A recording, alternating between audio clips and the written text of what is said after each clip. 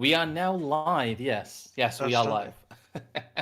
It No, no, wouldn't be no. a stream without someone saying, "Are we live?" right at the beginning of it, would it? No, no, no. It wouldn't be. It wouldn't be. You have to do that. Yeah, we are. I can see us now on my screen, so we are most definitely 200% definitely live. But yes, hello guys. Hello, welcome to our fifth episode actually of Starman and the Boomer. We're actually doing this, guys. We've I don't know. Is it 2 or 3 episodes? Most series don't make it past. Oh, it's yeah, 2 or 3. Then that's Yeah. it. They just give up, and yeah, this is actually a thing apparently. I'm, you know, They I'm both. wake, I'm waking up in the morning going, you know what? Let's think about how we're going to do the stream. Um, It's good. It's good. We've got a more of a less. I guess it does tie in with current events, but it's a good background stream. We've got today, as you can probably see by the thumbnail and the and our background image here, that we're doing conspiracy theories, quote unquote, that turned out to be 100% verified true.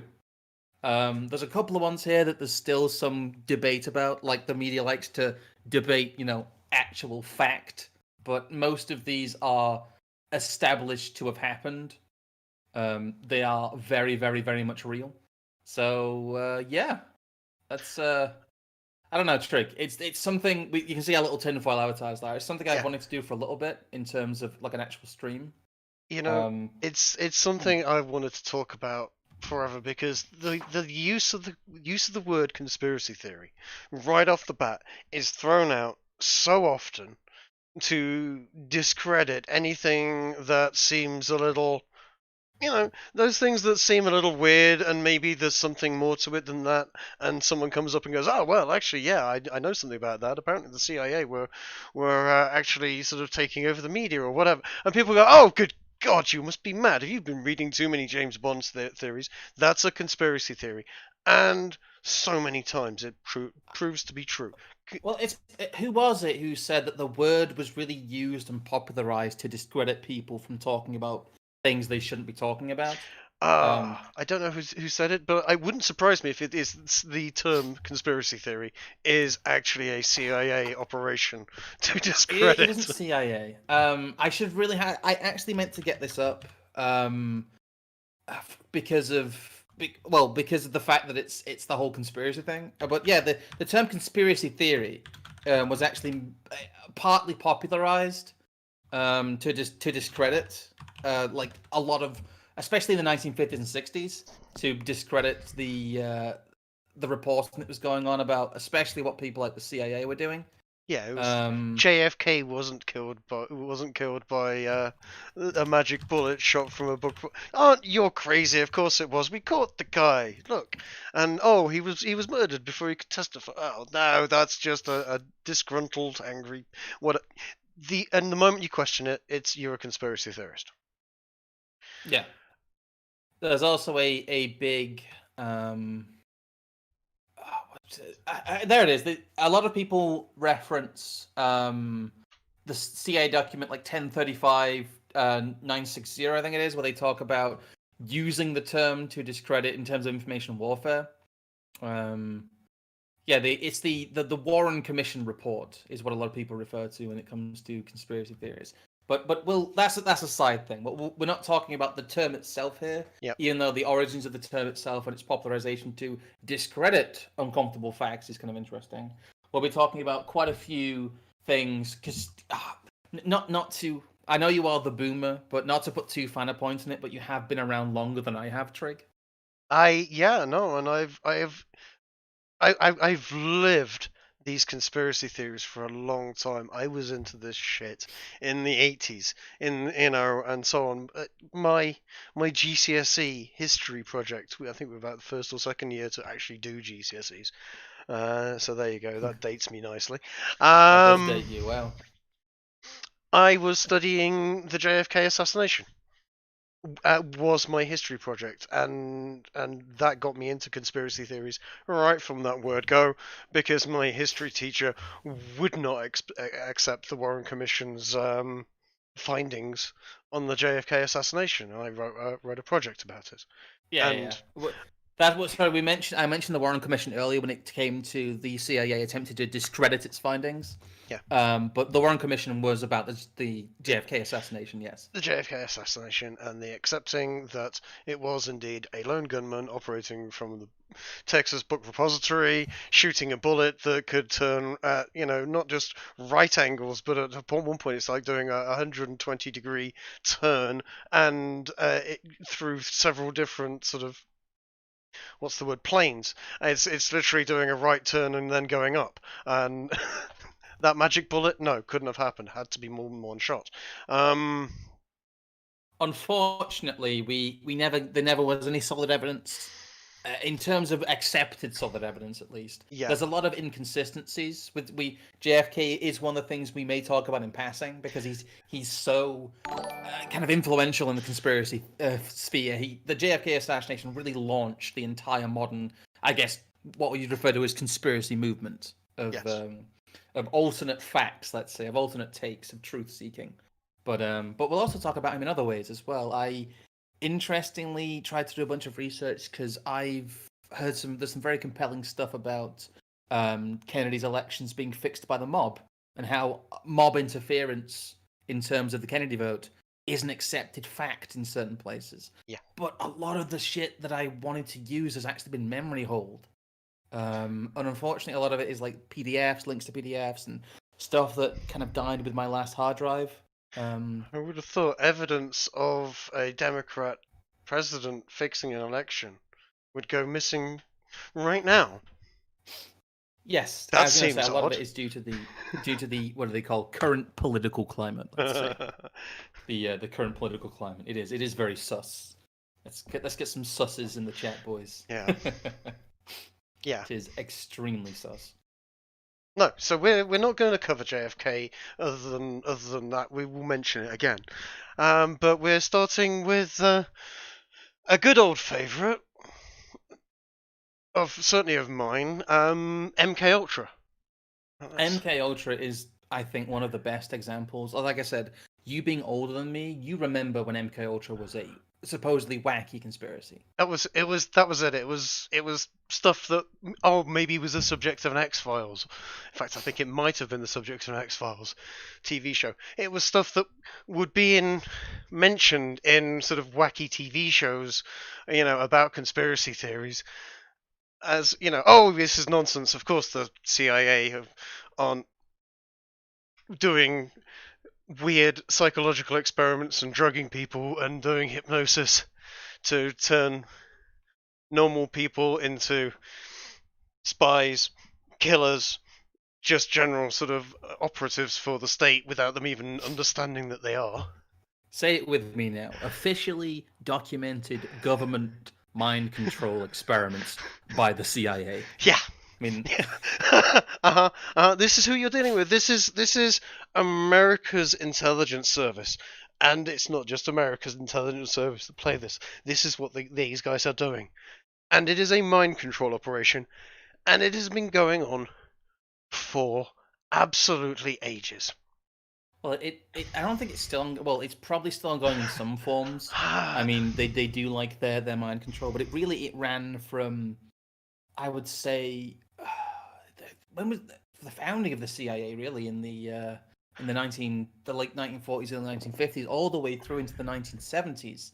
MKUltra ran, and it had some very high-profile incidents of, prisoners being experimented on, supposedly accredited academic studies being done as part of MKUltra, where even some of the academics themselves didn't know.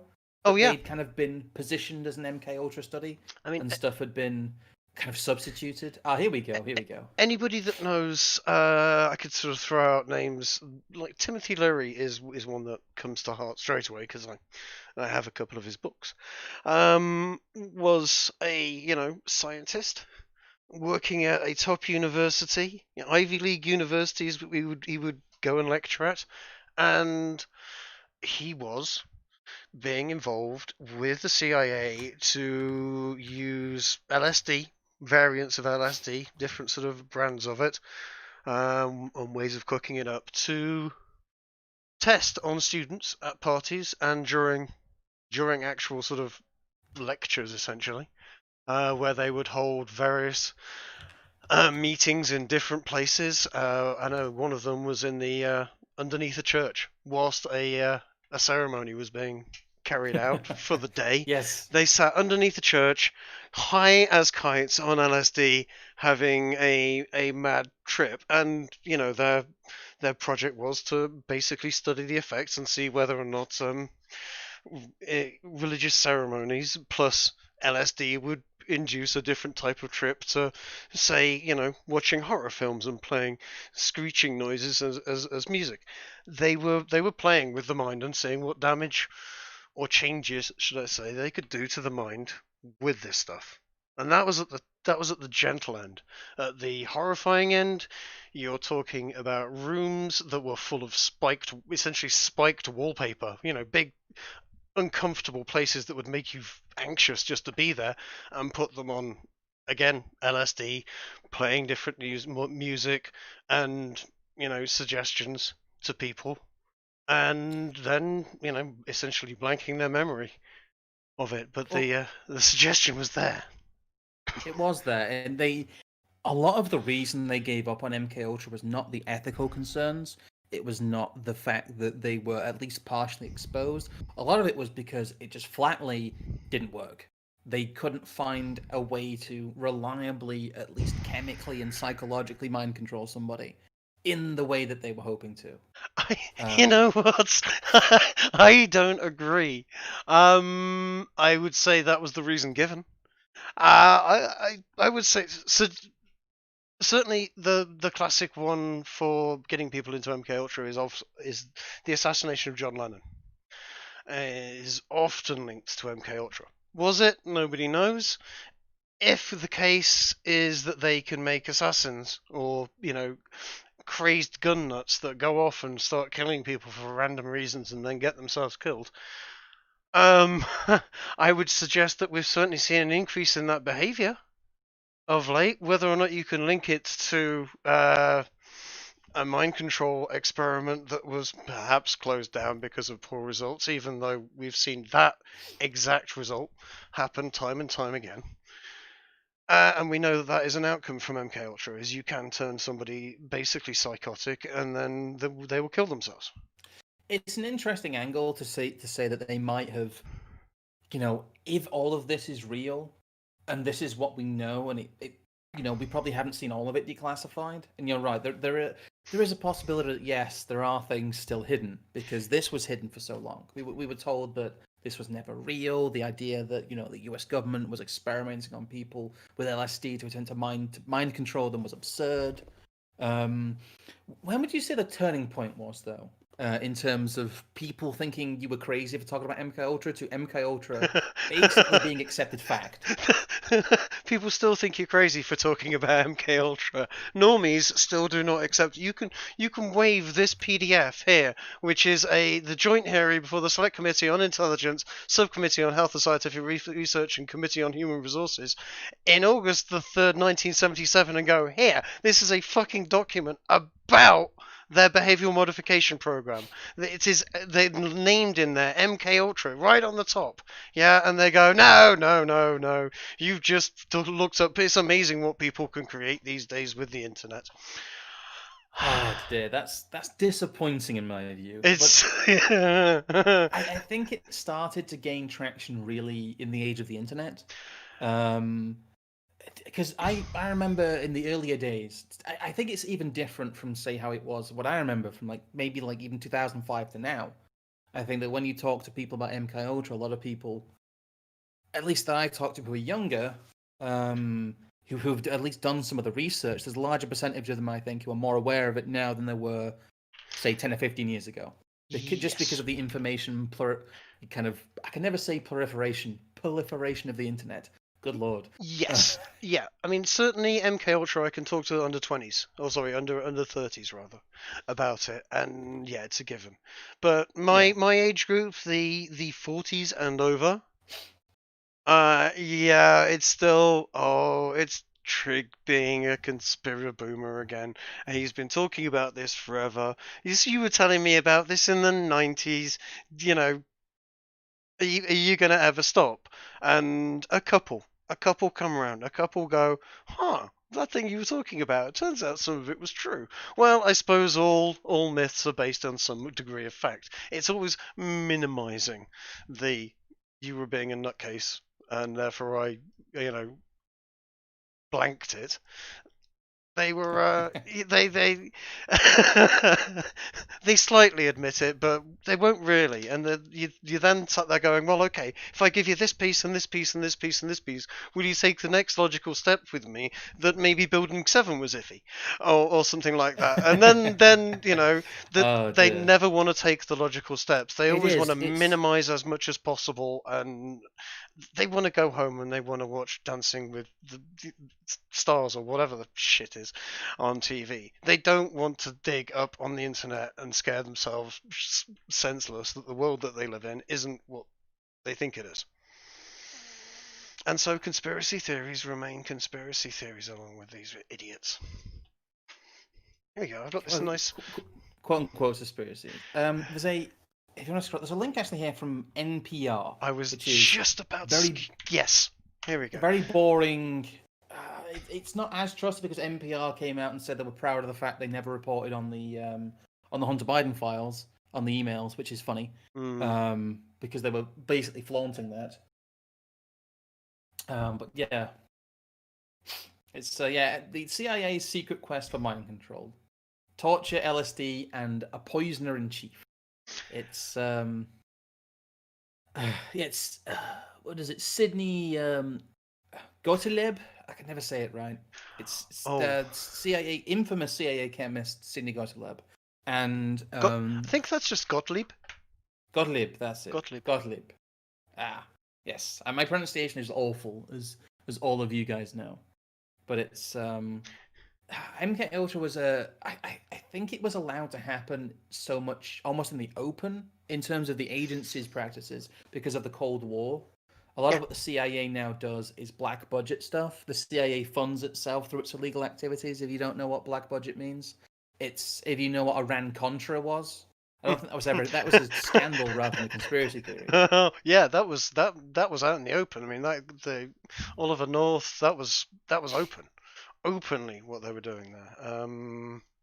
And yeah, that ended up in a massive trial and scandals galore. But back in the 60s, yeah, I mean, I mentioned Timothy Leary. He wasn't the only one. They had a number of William Burroughs, the writer and poet in inverted commas, although I do like some of his works.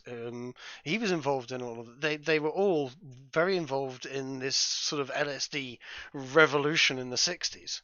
And everyone hears about, LSD was everywhere in the 60s. What they don't realize is that LSD was everywhere in the 60s because the intelligence agencies were flooding this stuff out into the market via various people who were well entrenched with the agency. Well, happily sort of giving it to their friends and students and all sorts, and holding parties, and generally making notes of what happened. What happened, and also recruitment lists as well. These were recruitment parties. These were who would be interested in going and working for the agency and perhaps carrying this stuff further. Well, the MKUltra is so good for kind of being the thin end of the conspiracy wedge for people to really, I don't know, say open their minds. I don't want to get my tinfoil out completely, but to really stop thinking in delineated terms of, this is a conspiracy theory. The media says this is real, therefore it's real. The kind of the rigid thinking, and it's a good angle because it really shows from the get-go the CIA and drugs and the war on drugs were linked. They were hand in glove in terms of policy. CIA brings drug partly causes scandal, and government cracks down on drug. But the source of the drug was government. How about this one? This wasn't. This is not enough. There's NPR. We've got CIA documentation, regarding usage on tests of drugs like LSD and other drugs that could be used to control human behavior.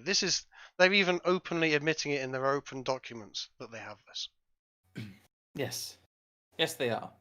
They started off with psychedelics. I think in 40 years' time, from where we are now, I think we will be talking about, how it's widely accepted that the CIA was very much involved in the cocaine and opioid crisis. Because we already know they were involved in the cocaine crisis with the Contra affair, but the opioid crisis in the 80s onwards, in terms of the inner cities and in terms of the war on drugs and societal control, that is organized and that is kind of initiated.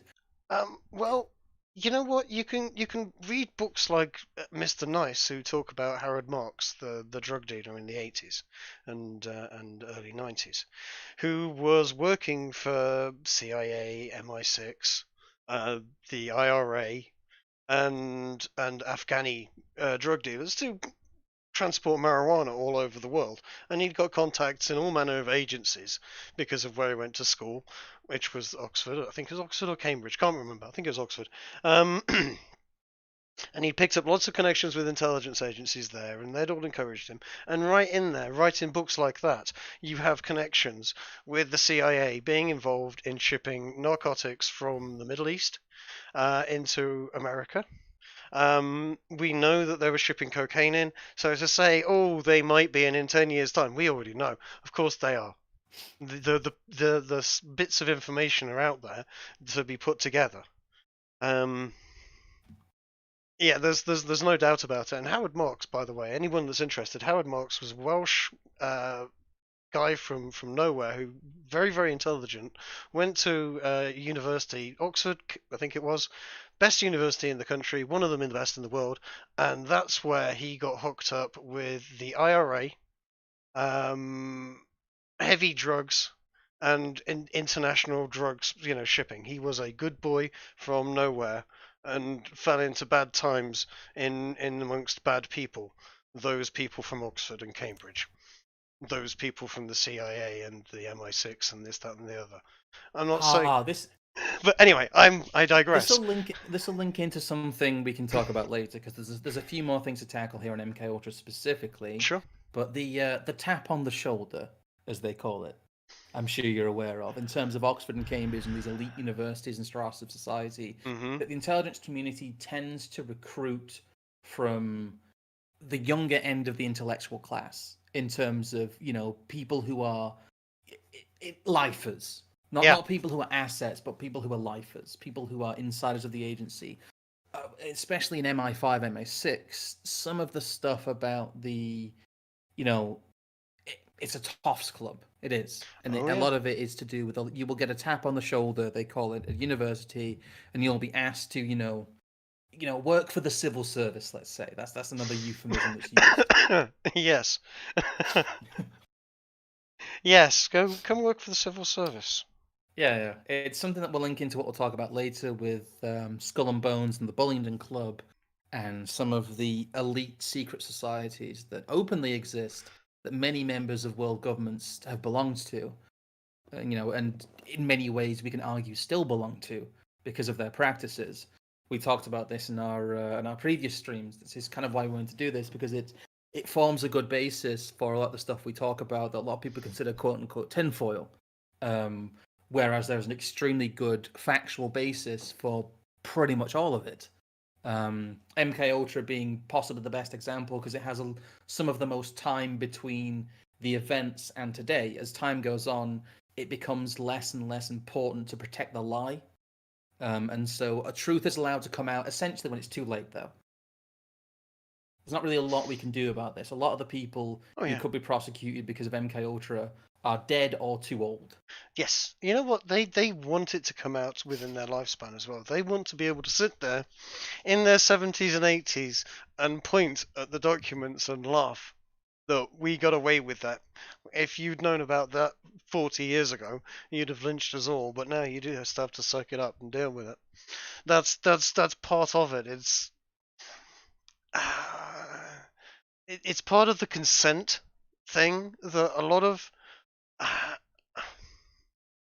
I've always felt that a lot of these types of groups of people believe that consent of the masses is actually important, but that silence is consent. All they need to do is tell people about it somewhere.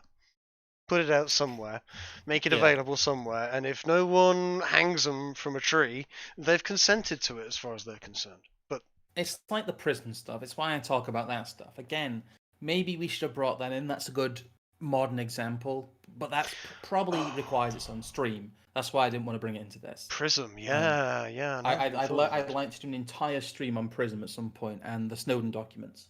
Yeah, But that is another example that if you told someone in 2006 that the NSA was collecting their phone records and collecting the phone records of every single American and keeping them and using them to cross reference who knew who, and social links and societal links and groups, and to build a map of the US population, its beliefs, its practices, and who physically talks to who over the phone network, and to match that with records from other agencies, use it as the pretext for investigations.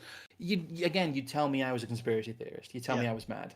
and so people are starting to accept that just a little bit now with regards the metadata and the meta files that Facebook may have on just about everybody because of the data that everybody else is sharing.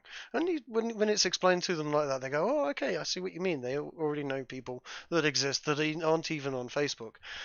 Multiply that by almost infinity. If you multiply that by all of the data, not just the Facebook data, but all electronic data, including phone records. Yeah, that's what the government has with Prism. That's what the British government has with the Snoopers Charter in 2016. They know everything, and that includes Yes. being able to link what you spent on your credit card and when, and know your buying and spending patterns and extrapolations For a, from that. yes, before we get too far away from it, there's a couple of things I want to mention that I saw in the chat and a couple of donations as well. Oh, yes, thank you. Mugroot in chat makes a very good point talking about both Operation Paperclip and Operation Surgeon, which were the British and American intelligence agencies' plans to bring high-skilled Nazi scientists into their missile and kind of Cold War programs. Yes, yeah, both The true. glow-in-the-dark CIA Nazis is how he put it, but it's true. A lot of these agencies openly embraced a lot of the Nazi establishment who would be useful to them, especially if you look at the Saturn project. And the Saturn V rocket was essentially made possible by, well, it wasn't essentially made possible, it was fully made possible by Nazi scientists and their work on the V2 because they invented the high pressure fuel pump. Mm-hmm.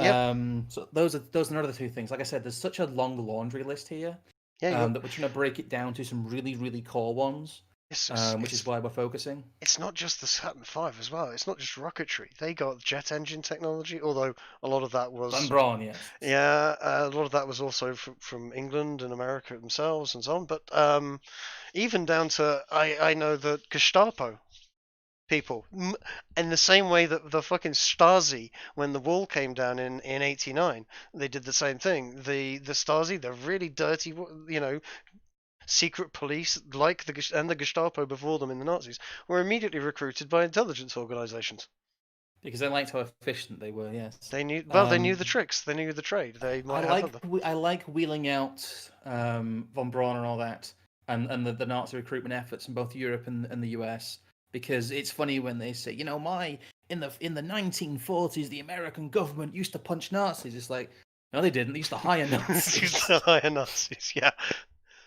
But yeah, I'll read out a couple of donations here. Again, donation link in the chat. We get them through Streamlabs. It will pop up on stream with, unfortunately, the default Streamlabs notification.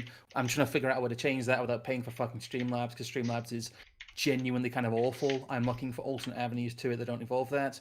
But we have another donation here from HK9410, giving us an update on the fantasy gun that is his name.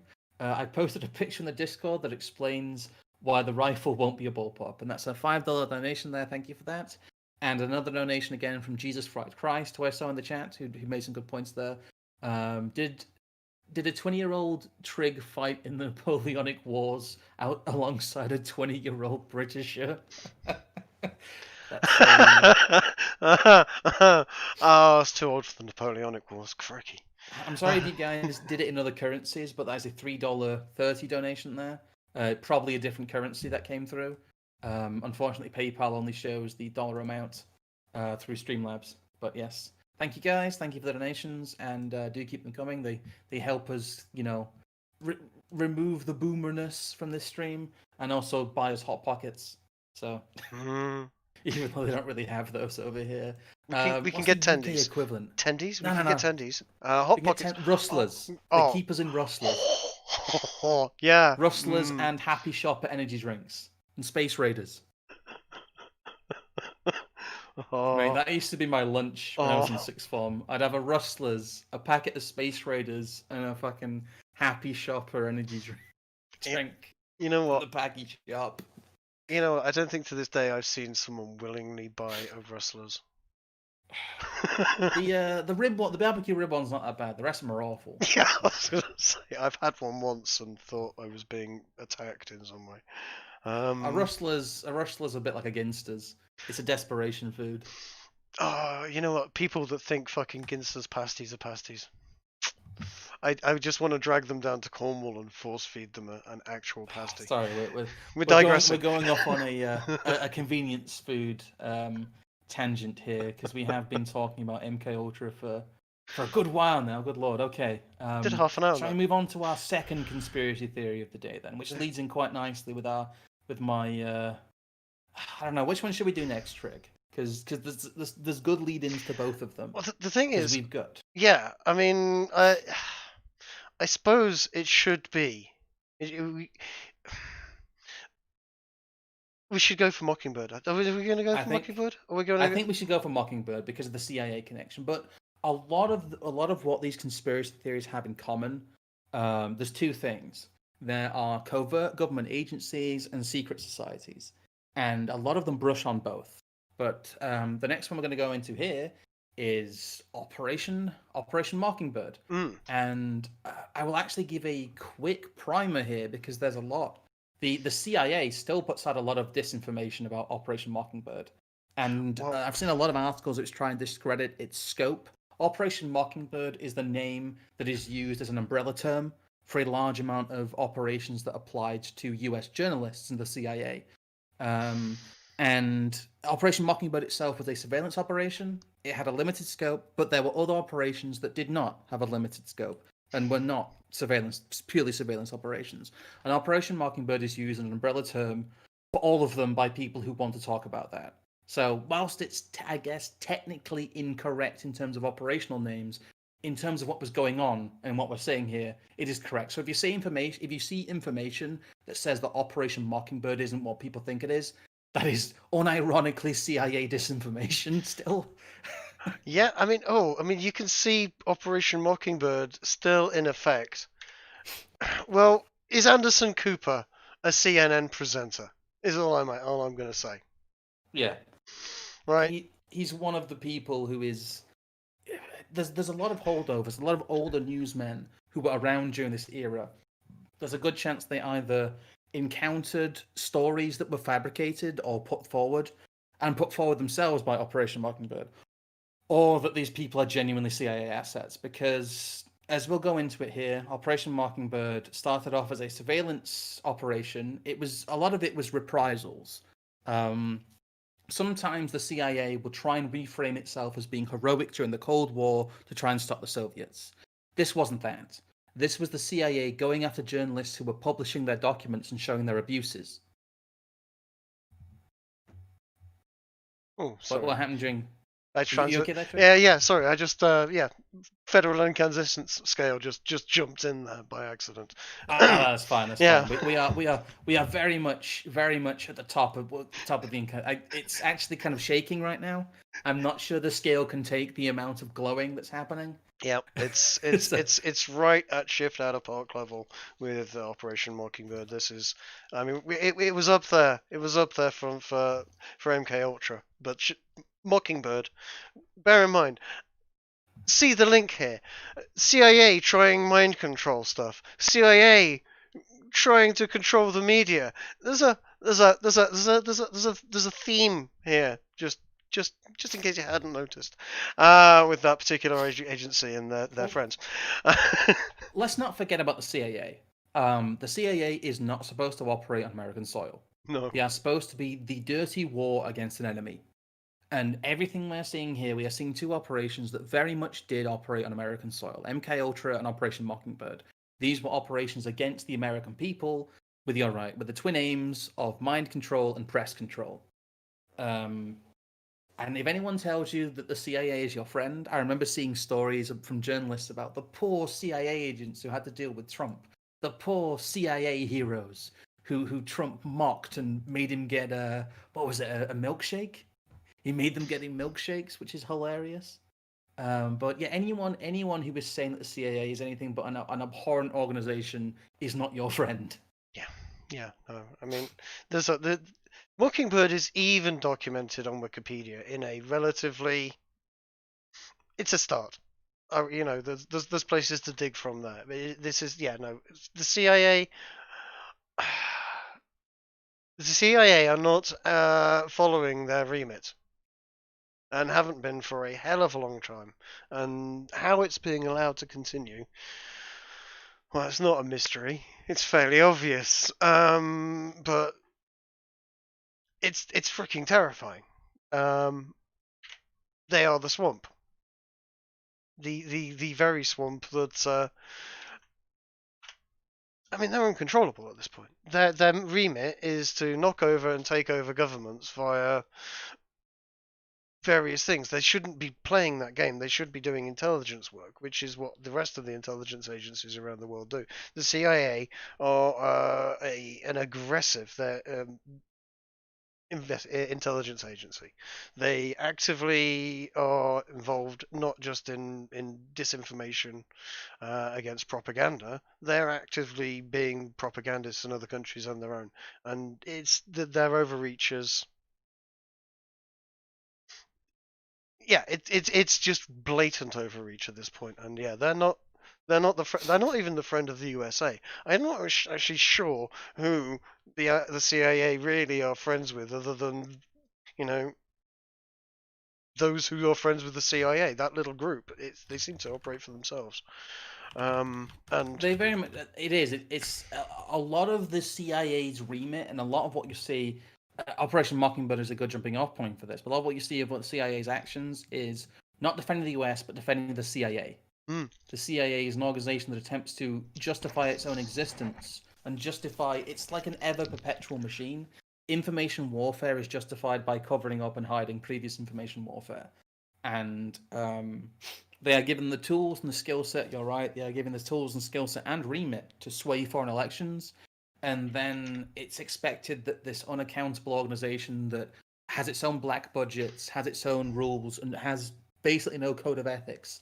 It's expected that they won't turn that power inwards when there is a lot of evidence that they previously have. MKUltra and Operation Mockingbird being the highest profile of which. certainly,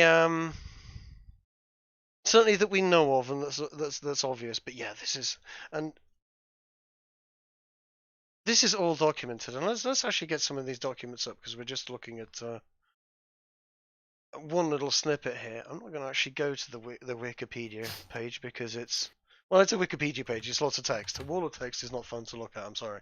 Here we go. Here we've got a muckrock.com. Not not 10 out of 10 for. They're pretty good on terms of reporting on the press, actually. I've read this, and this is pretty good.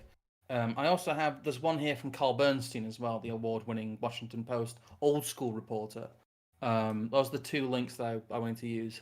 One of which talking about, one is just the CIA and the media, and how they worked hand in glove with the Central Intelligence Agency. And he mentioned the Church Committee, which is another one of those committees that the CIA attempted to cover up. Let's throw up the Bernstein one. There we go. In fact, let's see if we can't make that a little bit more. Well, yeah, the CIA had its own press pool, and the CIA had journalists who would put out stories and put out press wire stories that would deliberately counter the narrative, especially when it came to the CIA itself. Again, we see the pattern emerging here, where it's the CIA attempting to cover up for the CIA. It is a very self-serving organization. Yes, it's yeah, essentially what they did throughout Mockingbird was, and I know you said yes, it's over and done with, and it was just a brief period in the 60s. They have been. It was perhaps the start of their interference with the media. Perhaps it was the start. Perhaps it wasn't. Perhaps this was actually just a medium point that we got wind of, and somehow became not we became aware of it. But essentially, the CIA have been playing around with the media, bribing, bullying, threatening journalists. You know what works best? Bribing them. They bribe them. They give them lots of money. They give them lots of money and then promises of promotion, not in the CIA, but because they've got other people highly connected in other organizations. And eventually you end up with CNN, which is do the research for yourself, but the amount of their security analysts, people that fact check, etc., and even some of their presenters are either openly affiliated or ex-CIA, or at least have that gentle glow when you turn the lights out about them. It's always funny. It's funny reading this that the Carl Bernstein thing goes into Joseph Alsep, who went to cover the election in the Philippines at the behest of the CIA at the time. He was one of America's top syndicated columnists. But in the body of the text here, it says that the use of journalists has declined since 1973, since a lot of these commissions and pushback happened. It's really funny that people in the current seem to say that this isn't going on, or wasn't going on when they were around, kind of thing. Mm-hmm. Whereas it's always revealed that it was. I think the idea that the CIA, as its power has increased, especially post 9/11, especially post Patriot Act, as its power has increased, the idea that it wouldn't use the press in the way that it so productively used it in the past is laughable. And again, that's why showing people that all of this is real is important, because it establishes pretext. It establishes, the fact that what has happened before can happen again, and is probably happening now. That we know for a fact that 400 American journalists, some of the top journalists in America, at one time or another, either tacitly or explicitly, worked for the CIA as operatives, informants, or propagandists. Here's the thing. At the time, what happened when someone said, "Oh, the CIA doing anything about this? Are they involved in the media?" They would have said no. They would have said, "No, this is a lie. You don't know what you're talking about." Yeah, which is what they're saying now.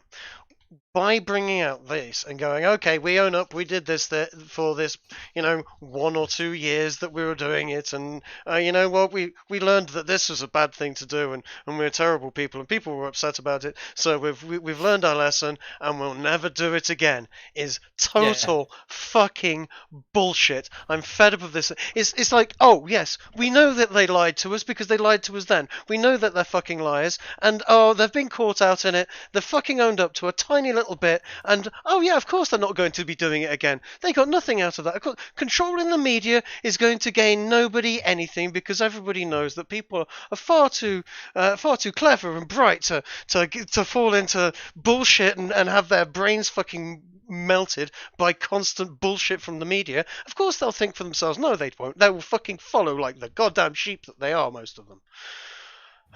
And we get fucking dragged along with them, unfortunately. Yeah. Airman in the chat brings up another point I want to bring up as well, saying that, you never just work for the CIA once. Once you are an asset, you're an asset for life. Oh, yeah. Generally. Oh, yeah. You can never get out. Yeah. It's bribery or kind of pressure to do service for your country, which always becomes blackmail. Mm-hmm. Because if you are a journalist who is then revealed to have had worked for the CIA, no one will work with you again, especially if you're a foreign correspondent or if you do any work abroad, because that is the main stuff they admit to. They don't admit, or they are begrudging to admit about a lot of the stuff that they've done on American soil, because that's technically, treason. It's against their remit. But all the stuff abroad they do admit to. And, it's not just the fact that they use these journalists to collect intelligence, it's the fact that they then own all of these journalists and all these publications, because they have dirt on them. And the dirt on them they have is that they worked for the CIA. And like I said, it's blackmail in of itself. It's kind of genius, because you don't need to go and you don't need to make up anything. You don't need to dig up into these people's personal lives, even though I imagine the CIA would have done if they wanted to use them as further assets. There's so much documented evidence wherever the CIA goes that they do that. but that just the very fact that they have worked as a CIA agent is discrediting enough to their public reputation that you can make them basically do anything to keep that from coming to light. In the lifespan of their careers, because a lot of this stuff only came to light outside of the lifespan of these people's careers. They'd already made the money. They'd already got past the point where being discredited didn't matter to them, and then it came out. So you have to think that anyone who was in the press pool at a certain point, who've worked at certain publications, yes, you really do have to consider if that person is owned by the CIA because of things like this, because of documented, kind of well covered, well admitted to, accepted pieces of fact like this. I mean, you say it should tarnish them forever, but there are a lot of security analysts working for some mainstream media organizations openly admit they're ex-CIA, and anyone that's ex-intelligence agency isn't ex-intelligence agency. They are, of course, going to speak to one of their handlers and say, "I'm going on the show tonight. What do you want me to say?" Do you want should I leave out that thing that we did in that country where where the party afterwards with the three girls and the donkey? Yeah, we'll leave that out. Okay, cool. And even if it's just the leaving out the embarrassing thing which they shouldn't do, actually they should go with that story. That story is probably the most interesting bit in it. But no, they're always an asset. Of course, they're always an asset. Their pension depends on it, and believe me, that pension's worth having. No, just yes, that pension is very much worth having. In terms of the rest of the Operation Mockingbird stuff, I mentioned that the actual operation that this umbrella term is named after was a surveillance operation yes. on U.S. soil, on U.S. journalists. It is something that the CIA engages in very routinely, and it should not be left by the wayside that all these things happen. It's very, very similar to MKUltra in that part of Mockingbird really was to cover up MKUltra, was to try and stop MKUltra coming to light, because MKUltra was so widespread, so many people were involved, so many researchers, so much crazy shit happened. I mean, some of you guys have probably heard the story about the I don't know if it was MKUltra umbrella or not, but the dolphin experiment, where they fed the dolphin psychedelics and God. kept it in a house, a house-shaped enclosure, like waist-high water, and tried to talk to it. It's quite a famous experiment because the experiment carried on after the CIA and US government cut its funding, and it's a bad end. It's got a sad story. They tried to make a woman live with the dolphin as its like dolphin wife. Didn't she fall in love? Didn't she fall in love with it and stuff as well? Yes. It's if you ever want to depress yourself, go read up that story, and you'll feel weirded out, grossed out, mildly terrified, and then sad. Yeah, it's horrible, and your tax dollars went towards that. Actually, it did. To be honest, with the CIA, it yes, they have the funding from that, but at least some of it was paid for by cocaine. I'm gonna say if you've ever brought any kind of illicit drug, you probably in some way funded an intelligence agency. The government taxes you one way or another. Yep, that taxation, it's always there. That's sad. Oh dear. And yet we don't have representation there, but no. Anyway, shall we move on to our second kind of tranche of conspiracy types? The second tranche. Yes. Phase 2. Phase 2 of the USS conspiracy. Like I said, there's a lot of stuff we will talk about. In fact, before we move on, I'll read a couple more of these donations because we had a couple more come in. Right. I've had a donation here for $3 from is that James Merry? He's actually talking about something we will mention. Are you guys going to talk about atrazine, the pesticide that causes fetal abnormalities, also causes chemical castration of wildlife, famously turning frogs female? Yes, we were going to talk about the fact that Alex Jones was right about the frogs being gay, but we'll come to that stuff later. But thanks for the $3 donation there.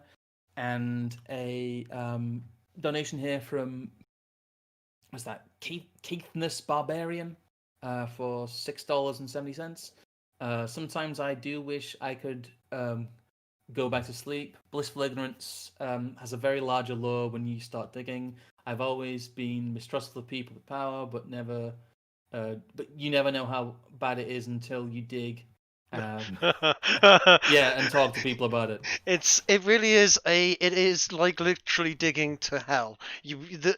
As you start digging, there's shit all the way down, and eventually you fall into a pit of hell that you will never fucking get out of and forget, because once you know If it's only there, you knew. once you If know it's only you there, knew how bad things really are. Yeah. you can never forget what the people on the walls that supposedly protect society A do to protect society, and B do to that society for apparently shits and giggles. Yeah. Yeah, some of this feels like a bet. Some of this feels like a bet. Uh-huh. Yeah, Yes. but since we've gone into this, well, we're kind of going from the government to the private sector in kind of like a sliding scale here. Mm. It's an interesting pathway because these are all linked. We talked about the tap on the shoulder, and a lot of the way the intelligence community actually recruits people, and a lot of the way that especially governments and the elites keep each other in line, is through the use of secret societies. Again, these exist out in the open. I don't know, Trig. Actually, shall we tackle the elephant in the room first? Shall we actually talk about what the Illuminati is, the realities of Oh. what it was, and how the term is used as a catch-all now, really, for a lot of these secret societies? Right. Okay. So yeah, we can, but what I'd like to do we cover that first, and then, because this is a subject that I can really fucking go on about, because the Illuminati, it is a fact. What I'm going to give you now is a set of facts. These things exist. These people exist. Right? Adam Weishaupt was a German intellectual back in the 1700s. And in 1776, a year that some of you might find particularly interesting, he Memorable, founded yeah, yes. he founded the Illuminated Lodge of Bavarian Seers. Now, as part of the iconography of that group, he let me just see if I've got some information on him here. But as part of that group in the iconography, he used the eye in the pyramid and some words around it, etc., as part of the iconography. Something that has found its way onto the dollar bill, I might add. This is, this is real stuff. Where is it? There we are. Good lord, sorry, having a boom moment once again. Many tabs open.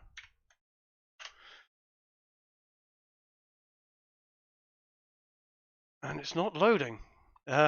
This is, yeah, there we go. Here we go. Aha, you found it. I found it. This page takes a while to load. But there you go. That eye in the pyramid and the scroll around it, somewhat memorable. Some people might have seen that before, especially anybody that actually pays with paper money in America will recognize that. They also might notice that particular image of Adam Weishaupt, an older version of him, is it is said to be the picture of George Washington that's on the dollar bill.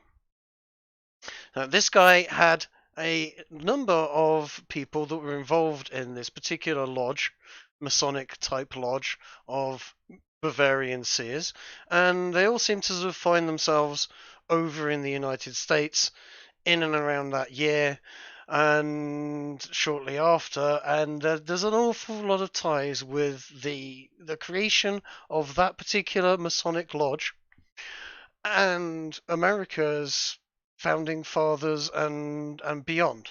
Maybe not the exact founding fathers, but people that were already, shall we say, deep state. Dare Yes. I say it? Well, the elite people, the people at the top of the pyramid, if you'll excuse no, the pun. no, that's actually accurate here. That's how they frame themselves. Yeah, that. Yeah, the people at the top of the pyramid, they love their little secret. A lot of it is, as James Murray in the chat pointed out, a lot of it's really boring. A lot of it's really stupid and juvenile. A Oh lot yeah. of it is people sitting around with funny handshakes, doing funny handshake things, um, and then basically kind of sniffing their farts and thinking how clever they are. But some of it does have an influence, and I think it's not quite as grand as a lot of people would like to make out. And again, a lot of this they've attempted to discredit through saying, Illuminati, all these crazy tinfoil conspiracy people. It's like the truth is more mundane, yes, but the Yeah. truth is still the truth that they still existed, and their iconography, is still there. Um, they are one of the more famous, and I think one of the more overused of these secret societies. What we'll come to later are ones that very much do influence our everyday life today, in one way or another. The members of it at least do. Um, but yeah, they hold a template and they held a level of power at the time, that was hard to ignore, and it's hard to ignore the kind of the spread. I can't say proliferation today. Still, I actually said it there, but yeah, the spread of their iconography, and the way in which it is very much intertwined with America's founding myth. Yeah. I mean, even his some quotes that Adam Wise helped his quoted as saying. Let's see if I can find them. Are actually kind of what you would suggest sort of ring true for American independence kind of thinking. It is a man who is ruled by a government is not a man. He is just sort of I'll find it exactly, but he was anti-government, very very pro information and knowledge. And sort of basically acclaimed that anyone whose main goal was the truth and knowledge was a member of the Illuminati. Um, but it was a secret club with weird little practices. That secret little club, if you look up the Wikipedia page, it's hilarious. Yeah, it's just basically, oh, this existed briefly and then was disbanded. And Uh, then, and, no, and, then and nothing was ever heard of it ever again. ever again. I would argue that the whole Illuminati thing is good because it shows a mindset rather than a overarching organization that Mhm. has overwhelming control and continuity to this day. It doesn't. I don't think it has full continuity, and it certainly doesn't have overwhelming control because of that. It is an example of something that exists today, It is, and it is a useful example because a lot of people use it as like the tantamount secret society, secret club, new world order conspiracy theory, yeah. when it's kind of the opposite when you look at it. It is more benign, but it is also more true. It's not as overarching, I, but it is definitely and was definitely real. I don't know, because a lot of. Yes, it was definitely real. Yes, it was definitely real. Whether or not it exists today as some sort of secret echelon above the other secret societies that tend to borrow from its iconography, and it's not the iconography, but it's the sort of mindset of it. It's the truth above all, and man should rule himself, etc.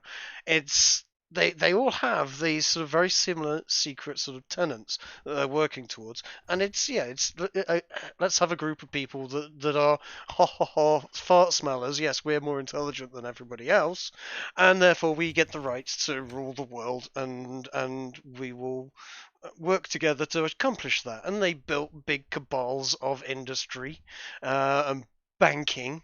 I mean, it is there right on the $1 bill. The Federal Reserve was part of the Illuminati, if only briefly, and never thought to change its iconography afterwards if it left. So we are talking about really fucking powerful organizations. The Federal Reserve, that privately owned organization that lends money to allow America to function.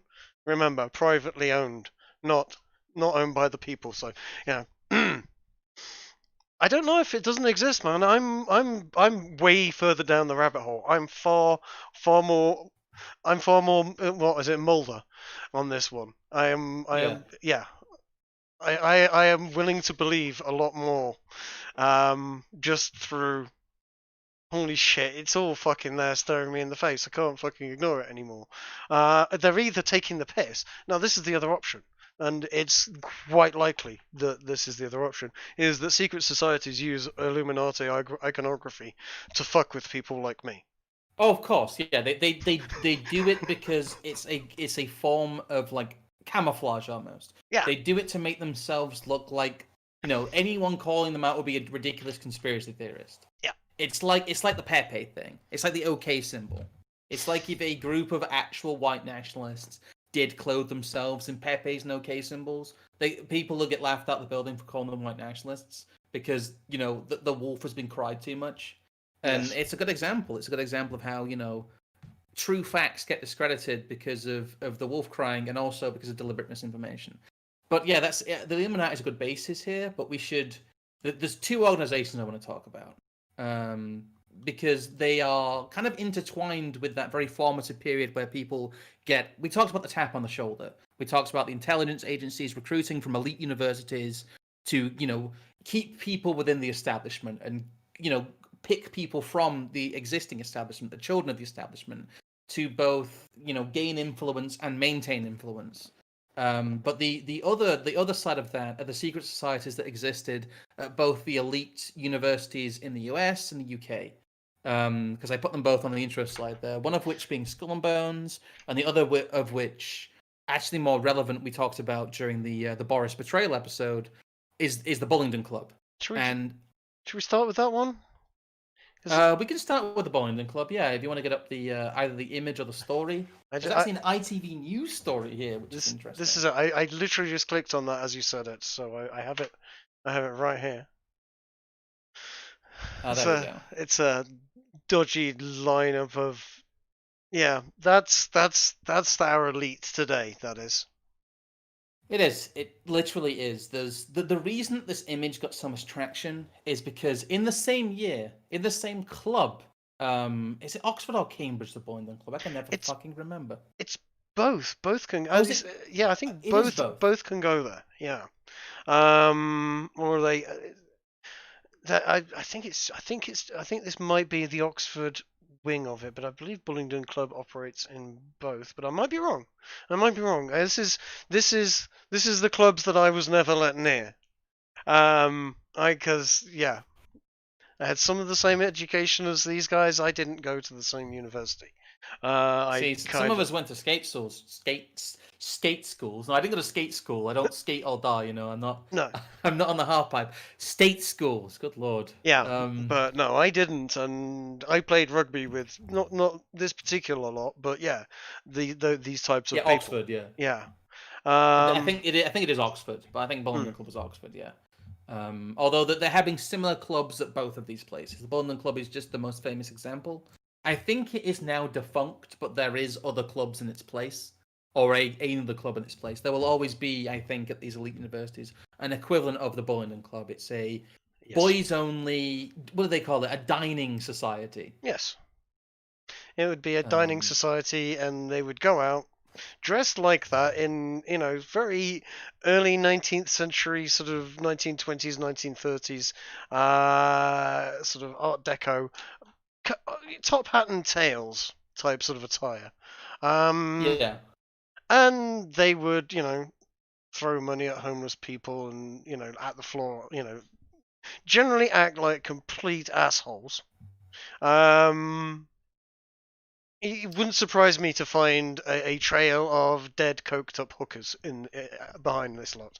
But no stories like that have yet emerged. But it wouldn't surprise me. It was that. Well, but yeah, they were a club of lads. They would go out and drink, and they were very tight. And there was, Well, if you scroll down here, it's got identifying numbers here. Yes. What you'll see is that this image actually contains Boris Johnson and David Cameron, a former and current prime minister, who were both, it shows how incestuous that the top strata of elite society is, that two people who went to Oxford in the same year and were part of the same small elite club, two of them became prime minister.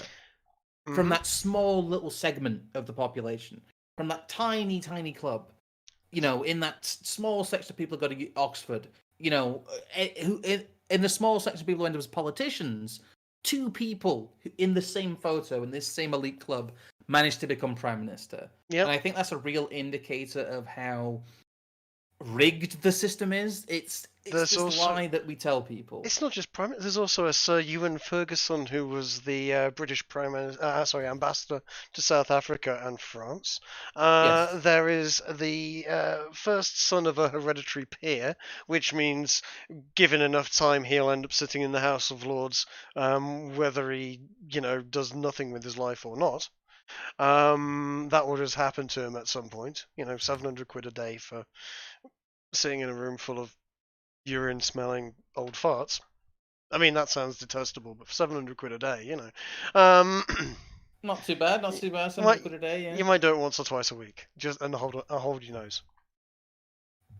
Yeah. So there's it.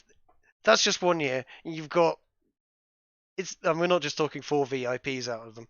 Every single one of them is apart from one or two, is a TV producer, or Yeah, something a like very that. high up investment banker. There's a Or there's a very interesting one here. One of them is an unidentified member who has never been publicly named or identified.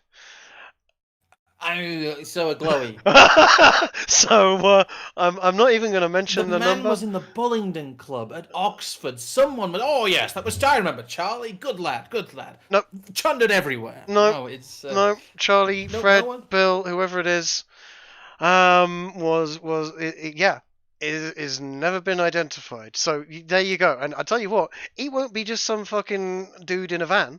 He won't be a dude in a van type of glowy. He'll be fucking dude in top office at Whitehall glowy, The or King or Glowy. Yes. or in other countries somewhere. In very very nice. You don't know. There's your actual potential James Bond character. I'm just saying. Because there Well, the are thing there about are there are operatives that do that sort of shit, that do the really high flying embassy type of stuff. There's your character. Wisp. Glowy. We can actually bring back up the federal incandescent scale here. Oh, Actually, no. I think by this. Oh, triggers. Oh, what was that noise? Trig? Is the scale broken? Have we broken? Has all of this broken the scale, Trig? it's hanging in there. It's hanging in there.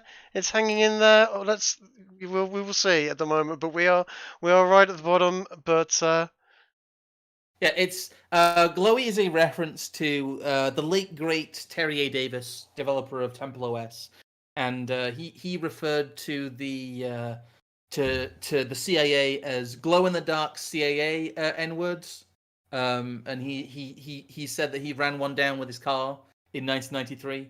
Um, no, so no. so the Yep. internet parlance of glowy came out to refer to federal agents specifically. Oh no. Oh, we're Yeah. even talking about. Oh dear. Oh dear. We've.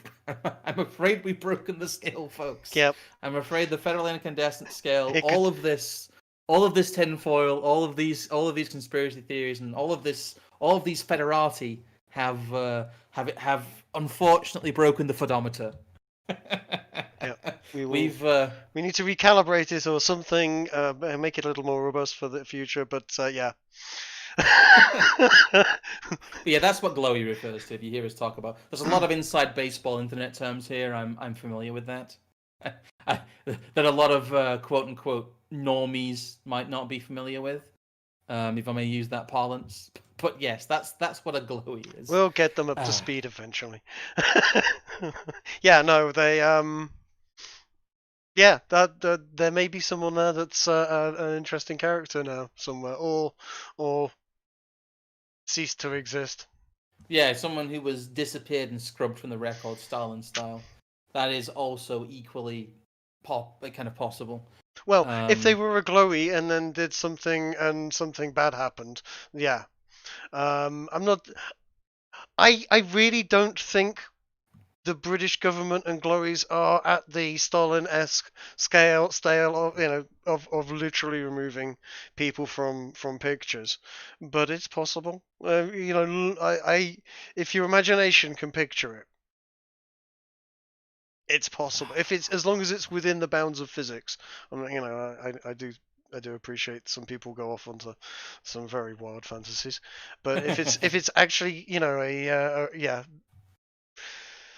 We're not talking about like secret lizard people in moon bases here. Hey. This is there's a reason that we say these are very grounded things, and these are things we have a lot of evidence for. But the reason I wanted to include the Bohemian Club was because there's a lot of pushback right now against the idea that there is a small group of global, national, then going into global elites that will always be in power no matter what you do, and are trying to bend countries and international organizations in the world to their will. And things like the Bohemian Club and what we'll come to later with Skull and Bones and the existence previously of the Illuminati. Yes, they did exist. I know it's kind of sounds silly talking about them, but yes, they did exist. It really adds credence to that in order to become a power broker, someone in the limelight or even someone in the shadows, you have to be part of these clubs. And we talked about it previously. These clubs, like Skull and Bones, like Bullingdon Club, we'll come to Skull and Bones later, they keep information on each other. And the reason that they exist is a lot of it is hazing, like was mentioned earlier. Well, they have a lot of hazing rituals. Should we go into at least one of the hazing rituals that we are aware of We'll go into that in more detail because that was mentioned in passing on the last screen. But do you want to get that up? There was lots of stories about it at the time. Did we have a story available on the link? You know what? I'll find one. But I'll start by asking people the question, and you the question. Have you ever seen the episode of Black Mirror, the first episode of Black Mirror, by any chance? Yes. The thing is, I've seen it because it's one of the only good ones. Now, the premise in that is that the Prime Minister of the United Kingdom is blackmailed into, well, to put it bluntly, buggering a pig. And I don't mean going out and getting really, really lathered and picking up some lass that's a bit on the heavy side. I mean, on camera, actually had sex with an actual pig. Now, the reason that was so fucking hilarious is that came out at the same time that a certain story about David Cameron, our ex... At the time, current Prime Minister. I will say he was at the time in power. This was whilst he was a sitting Prime Minister, by the way. Yes, you know what?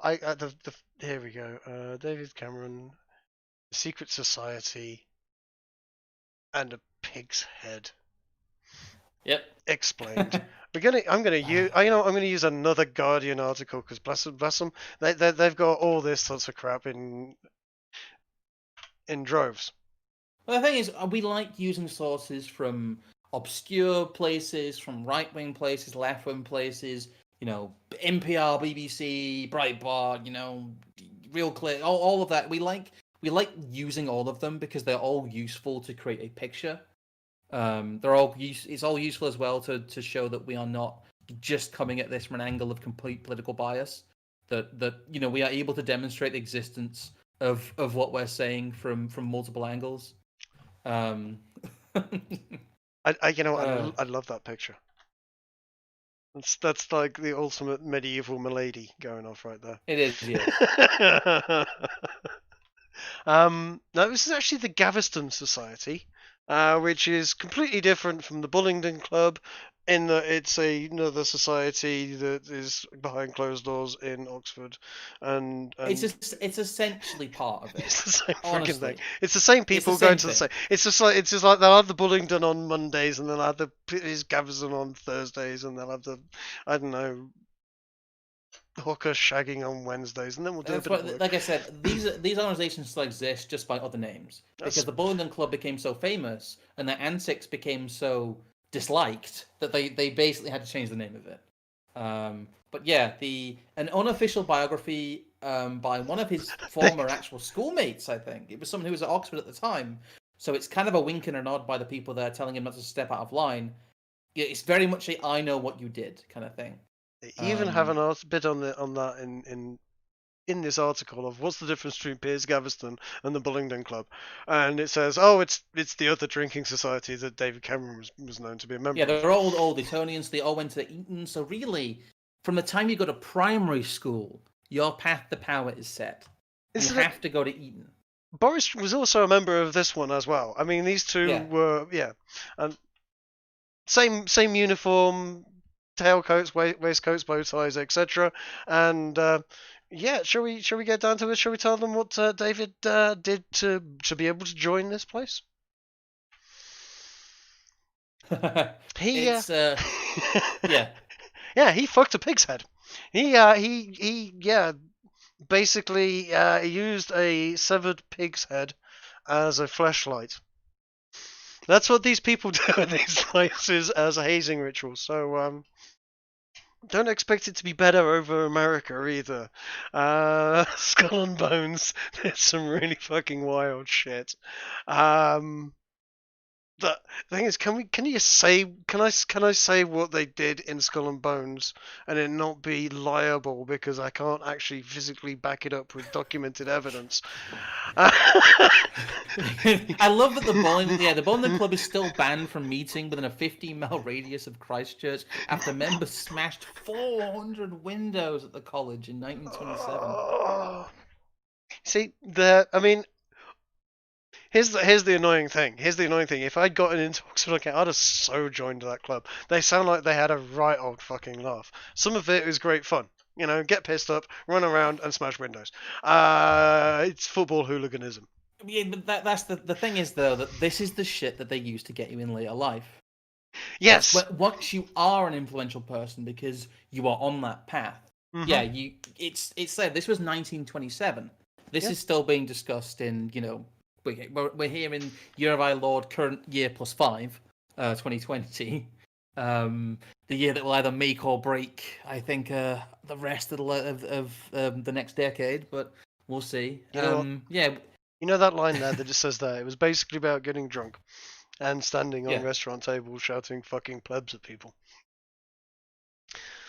Yeah, I've seen that with my own eyes. I'll even own up to actually partaking in that sort of behaviour. That's your private school. That's your boarding school mentality right there. It's a little bit nasty. It's a little bit my dad. Your job. Your dad. My dad could buy your dad. Yeah. Yeah, my dad could buy your dad. Your dad works for my dad type of attitude, and they're like it as teenagers. They're like it as 20-somethings. And they're like it as politicians when they run your country and they say nice things to you, and then behind closed doors they're still fucking plebs. That's the thing. Like I said, it's mutually assured destruction. It's a lot of this. This is honestly the harmless stuff. I know it's the stuff that the Guardian likes to rile up the class war stuff with, but that's if it went only that far, it'd be still shitty, but it wouldn't be It wouldn't be what we're talking about. It is the fact that they use these secret societies, these dining clubs, these clubs of elite people to control the world or control the country. Like, it's not a conspiracy theory to say that. You can come out and say it. You can say that because of what some people did in the Bullingdon Club, they are bought and paid for in the rest of their career.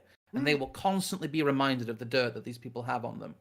And if there is an agenda that the rest of these elite people in a country or on a global scale want to enforce, they will use this to make that person fall back into line. That is just a fact. And that is something that you really have to wrestle with and deal with and inform people of, really, that it's not just the fact that these people are toffs. It's not the fact that these people are quote-unquote right-wing or evil. Or a lot of it is more insidious than that. It's not just an ideology. It's not just a way of thinking. It is a set of rules. It is an unspoken, shall we say, gentleman's agreement, which we will come to next here. Because I think before we talk about Skull and Bones, we should have a bit of a... shall we say, a bit of a venture into the Grove.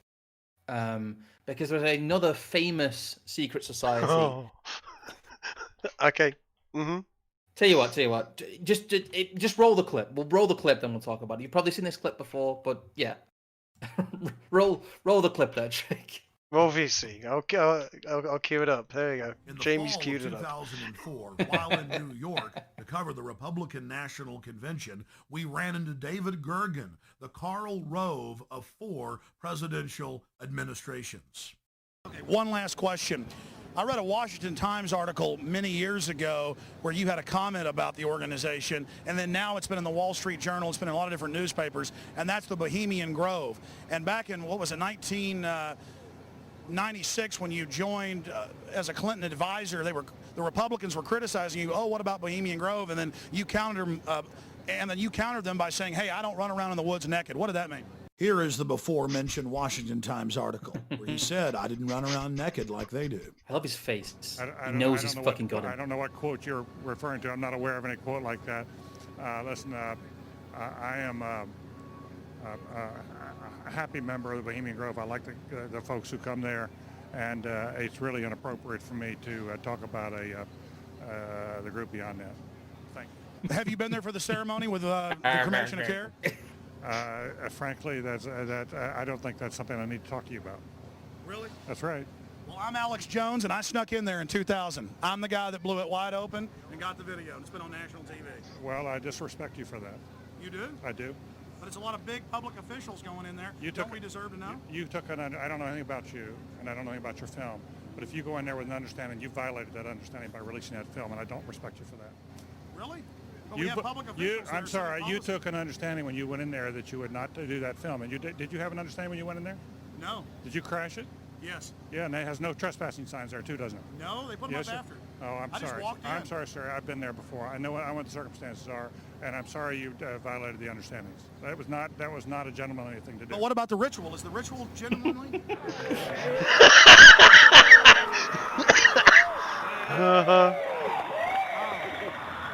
Sir, everything. I don't owe you this comment. I know. I appreciate it. This is what's called ambush journalism, Oof. And I disrespect you for that as well. So thank you and goodbye. Been in the ritual? It's none of your damn business. Oh. Right. Listen. You go around and make understandings with people and violate them. You ambush people on the streets, and that's inappropriate form of journalism. If you wish to practice that, that's fine, but don't ask others to respect you for it. If you want to, you can do. You're a free American, like anything you want. If you want to be uncivil and rude and ungentlemanly, that's up to you. But don't expect the rest of us to say, "Oh well, you're there, Mr. Gergen." I'm sorry, nobody sets policy in there. We try to be gentlemen, and obviously, you don't belong there. Weaving spiders come out here. Yeah, that is a 3-pointer. Woo! Look how strangely he behaved when we brought it up. Why is he acting so secretive? And why did he get so angry when he discovered that we'd snuck in? You see, they take it very, very seriously. This is one of the hallmarks of the occult and secret God, society. it's funny. It's funny just because anyone who thinks the Bohemian Grove isn't real, anyone who thinks that it's a quote-unquote, another one of these conspiracy theories, anyone who thinks that at all gets completely just blown out by that video of him just coming out and saying it himself. You've got Business Insider picture here. Yeah. Yeah. Business Insider. Ronald Reagan on one side, Richard Nixon on the other side. The thing is, Nixon only went there like that. I think that was the only time Nixon went there. He had some what comments. Did he say, It was something like it was the most homosexual thing he'd ever seen, or he said it was the faggiest thing he'd ever seen. The faggiest goddamn thing I've ever seen is the Bohemian Club. Yeah, it was a lot of nakedness and a lot of stuff that people get up to when they're drinking and naked. I don't know. I'm sure it was all very wholesome and healthy. Well, if you notice here, this isn't just some nobody either. This isn't just some absolute nobody that they ambushed on the street. This guy, the guy that he talked to there, was a policy advisor to, I think, the Reagan administration, the Carter administration, and the Clinton administration. He was a top advisor to 3 administrations.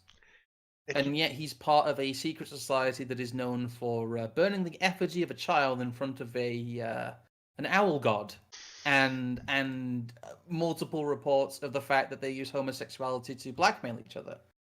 And yet it's you. I would advise watching the later appearance, the newest one of Alex Jones on Joe Rogan. He goes into it a bit more about the buggering each other and get fucked in the ass by a former president and that angle of it. That's more Skull and Bones than Bohemian Grove. No, that's the Grove too. It's both of them. Yeah. But no, that's definitely a Hazing Ridge. Well, not definitely. So I hear. Apparently, allegedly, through lots of rumor, etc. Please don't kill me. No, the big thing I want to talk about is his reaction to that is very interesting because he got very offended.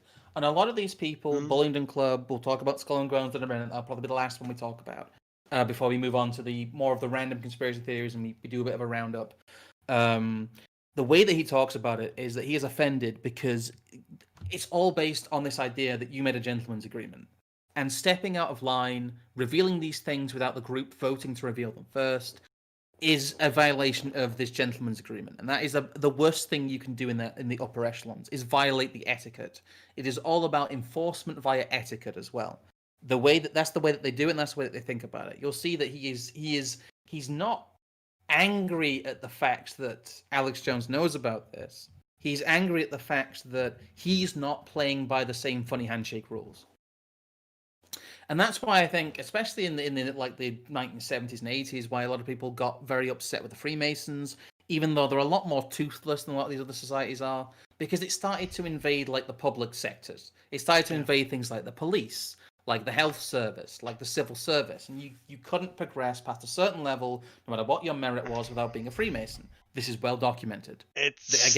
I hear it's still very much the case in the police. You're supposed to say that you're a Freemason and have to be able to openly admit it if you're in the police.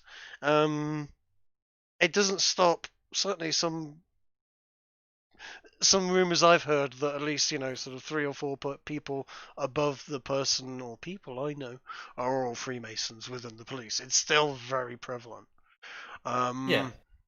It's seen as a good career move. It's certainly a good career move. I mean, it boils down to it's a good career move because, much like a lot of these things like Round Table and a lot of these small Masonic clubs, you get to meet other people that have got a decent business or what have you, or well employed, that all get together and do this thing on a Thursday night or whatever, and it's good social networking building. That's at the low level. That's how how people get into these things.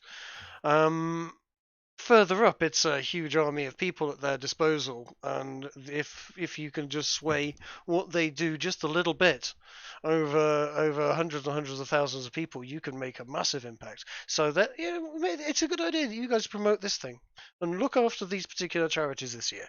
Comes down from the top. Yeah, it is. It just becomes a lot of it isn't as well. It's insidious because it's not just a push; it's also like a nudge.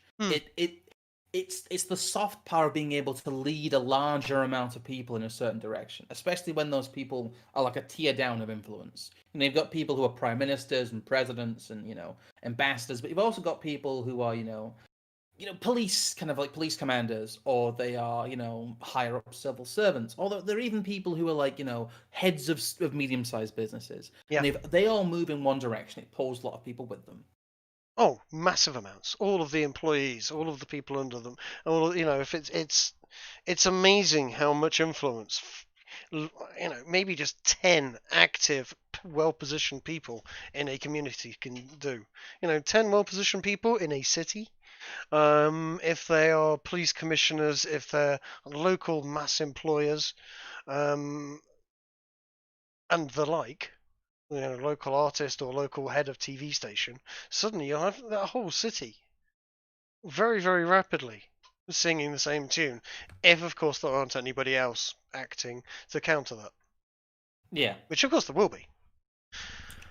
There will, but like I said, it's organised versus disorganised a lot of the time. It's grassroots versus top end. Yes. And that can be hard to fight, especially in systems where, the trust in public officials is more than gently encouraged. Oh yeah, let's all get out and clap for the state. I mean the NHS.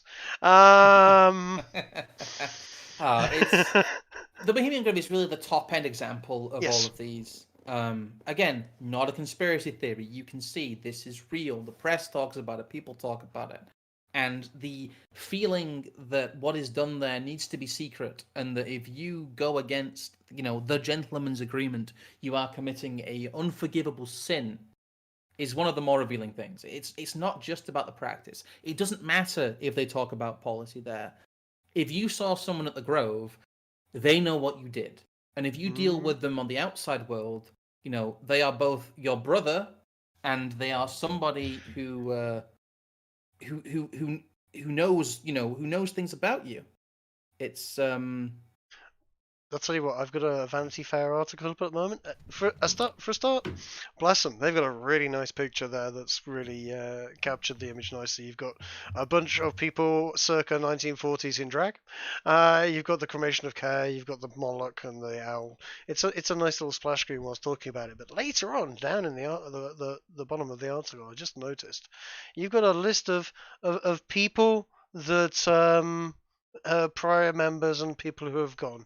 And this list includes Christopher Buckley, William Buckley, George W. Bush, George H.W. Bush, Dick Cheney, Calvin Coolidge, Walter Cronkite, Bing Crosby, Henry DuPont, yes, that DuPont, Clint Eastwood, Dwight D. Eisenhower, Gerald Ford, Barry Goldwater. The list goes on and on and on. Ronald Reagan, this is the bottom. David and Nelson Rockefeller, Theodore Roosevelt. It's Henry Kissinger. It's everybody. Yeah, Barry Goldwater. God, even him. Oh well. That's a lot of people only went there once or twice, and a lot of people did not like what they saw. Yeah. Like Nixon. Yeah. Nixon was not an active member of the Grove. Yeah, they get everyone to go once. Yeah. And that's, I would imagine a lot of these names that have been slapped up there, the ones that are surprising are probably the ones that have been, haha, look, he went. Double Bush. We got both Bushes. That's both Bushes and Dick Cheney. I bet Dick Cheney was a regular, Yeah, I bet Dick Cheney went, yeah. Oh, dear. You'll notice it's a lot of neo-libs and neocons as well. It's a lot of the people who have been both unpopular and somehow in power. it's that dynamic here. Charlton Heston and Herbert Hoover. I bet Charlton Heston hated it. Yeah. It's funny because there's a lot of overlap here with Skull and Bones. But it also highlights the old, new boot thing we were talking about the other day. It don't matter which side of the fence you're on. There's Democrats and Republicans alike, just as in the Bullingdon clubs and those types of clubs. There's Labour and myth. Conservative alike. There is this myth peddled by the left that the Bohemian Grove is a group of right-wingers that meet up, which is hilarious considering what they get up to. It is not a group of right-wingers. Neither is the Bullingdon Club, neither is Skull and Bones. It is not about party politics. Anyone who is an elite from either side of the political aisle is expected to go at least once. I honestly think the Bohemian Grove fell out of favor slightly in the later years. It seems that Epstein's Island became the new Grove. It was the place that everyone had to go to. No. Yeah, everyone basically was badgered into going there at least once. No, you would be right. asked by your entire social circle sometimes. Oh, you really must come to this gathering of people we're having. Oh, you really must come to this thing we're having. Oh, you really must come. It really is that. And then you get there and you're like, oh dear. Oh dear. Something really happened there. Yeah.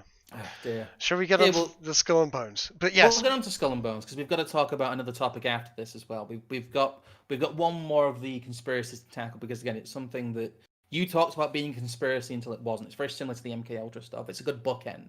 But yeah, we'll get into Skull and Bones as our last secret society to cover here. So, although I will say that our last topic kind of is in that realm. I don't know if we'd consider it a secret society or not, but. Anyway, sorry, go on, Jake. I was just going to say, the Skull and Bones it's another fraternal order. It's your university frat boy kind of fraternity, at least at the front end, like the Bullingdon clubs, etc. But then you sort of start looking through it's who's a member and what they get up to, and it's exactly the same story, but in America. And Yeah. you think the Bullingdon clubs, powerful members. Oh god, this page is. It's a. Sorry, it's We've had an to archive. archive it because the live page it had paywall issues, and I use extra coding to get around that generally. Hmm. But yeah, if you scroll down a lot further, it should start the list properly. It does, yeah. No, I was just Yeah. checking off screen because It's very bad. It's very Yeah, bad. we have William Howard Taft, not someone I know a huge amount about personally, but was apparently a president and Supreme Court justice. Yeah, Taft was a president, and yeah, Taft administration. Yeah. So his father founded it. Yeah, like it said. I can't say that I'm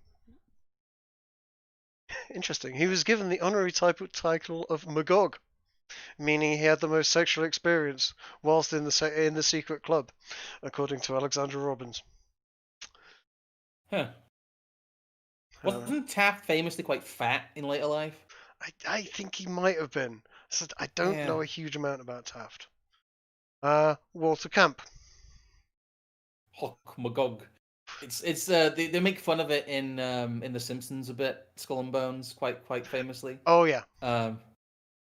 Walter Camp. Yeah, he was. Wait, who was Walter Camp? I'm not actually familiar with Walter. He was the father of American football.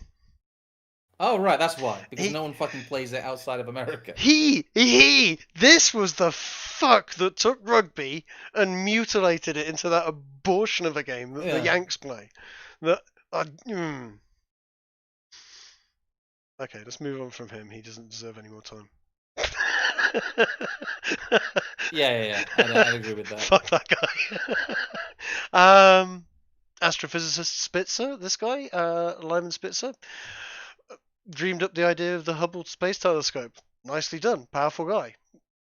Yeah. Again, it's the upper echelon of all fields, though. Yeah. Potter Stewart. This guy was Yale Law Review, Supreme Court Justice. So yeah, you're saying that the legal field starts to get stacked by one group of people that all know each other. This guy was one of JF. The thing is, they all know each other's secrets as well. Yeah. Through the hazing culture. It's very much. It's kind of like the Bullingdon Club meets the Bohemian Grove, Skull and Bones. It's a bit more secret society, funny handshakes, weird words, shit.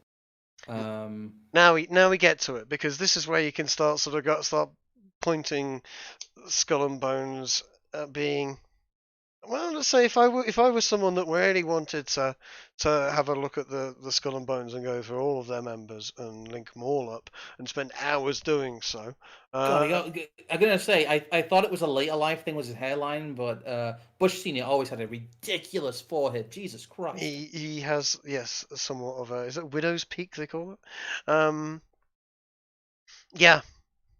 But no, the Skull and Bones, look through it. There's an awful lot of people going to intelligence services like CIA from these people, or lower echelon. These are just the most influential people on the list. It takes obviously that's Bush Senior. Wasn't he accused of? Was it his father who was accused of stealing Geronimo's skull? Geronimo's skull, you say? Yes. Where was that? I've got that here. Mystery of Geronimo's skull. Yeah. Because that's one of the Bullingdon Club. Sorry, one of Skull and Bones' most famous kind of hazing incidents or pranks. Yes, it's a bit more lighthearted. It's a bit more fun. But again, a lot of it is a bit more nefarious. If I was joining one or the other, I'll take that over fucking a pig's head. Yeah. I mean, I've made some mistakes whilst drunk before, but never that far. Mystery of Geronimo's missing skull. Yeah, okay, so Skull of Apache Warrior. We all know who Geronimo is, or roughly. As the story goes, 9 years after Geronimo's Skull and Bones members who were stationed at the army outpost dug up the warrior's grave and stole his skull, as well as some bones. They sprinted with their aid with the remains to New Haven. To make matters more intriguing, legend has it that the grave robbing posse included Prescott Bush, father of George H.W. Bush, and grandfather of George W. So yeah, they've got a fair old history in the Skull and Bones, and apparently that skull is stashed at their sorority or society rather clubhouse. Might as well be sorority with some of the lack of testosterone there. There's some big foreheads and weak chins. Yeah. Sorry, I was going down the frat boy / sorority house thing in my head, and for some reason I stuck at sorority houses. Of course. Yeah. Also, we should mention Jeb as well. Interestingly enough, if you're looking at these types of rituals, sorority rituals, much more interesting to watch.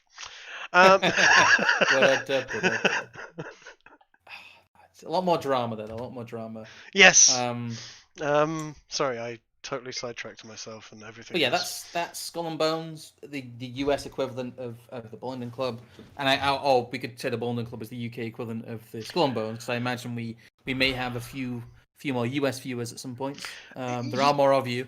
Yeah, but you know what? I would argue the first one is likely to be the ones that are done in England, because that club thing has been going off in Oxford and Cambridge and longer, or various names for a hell of a long time, probably pre 1776.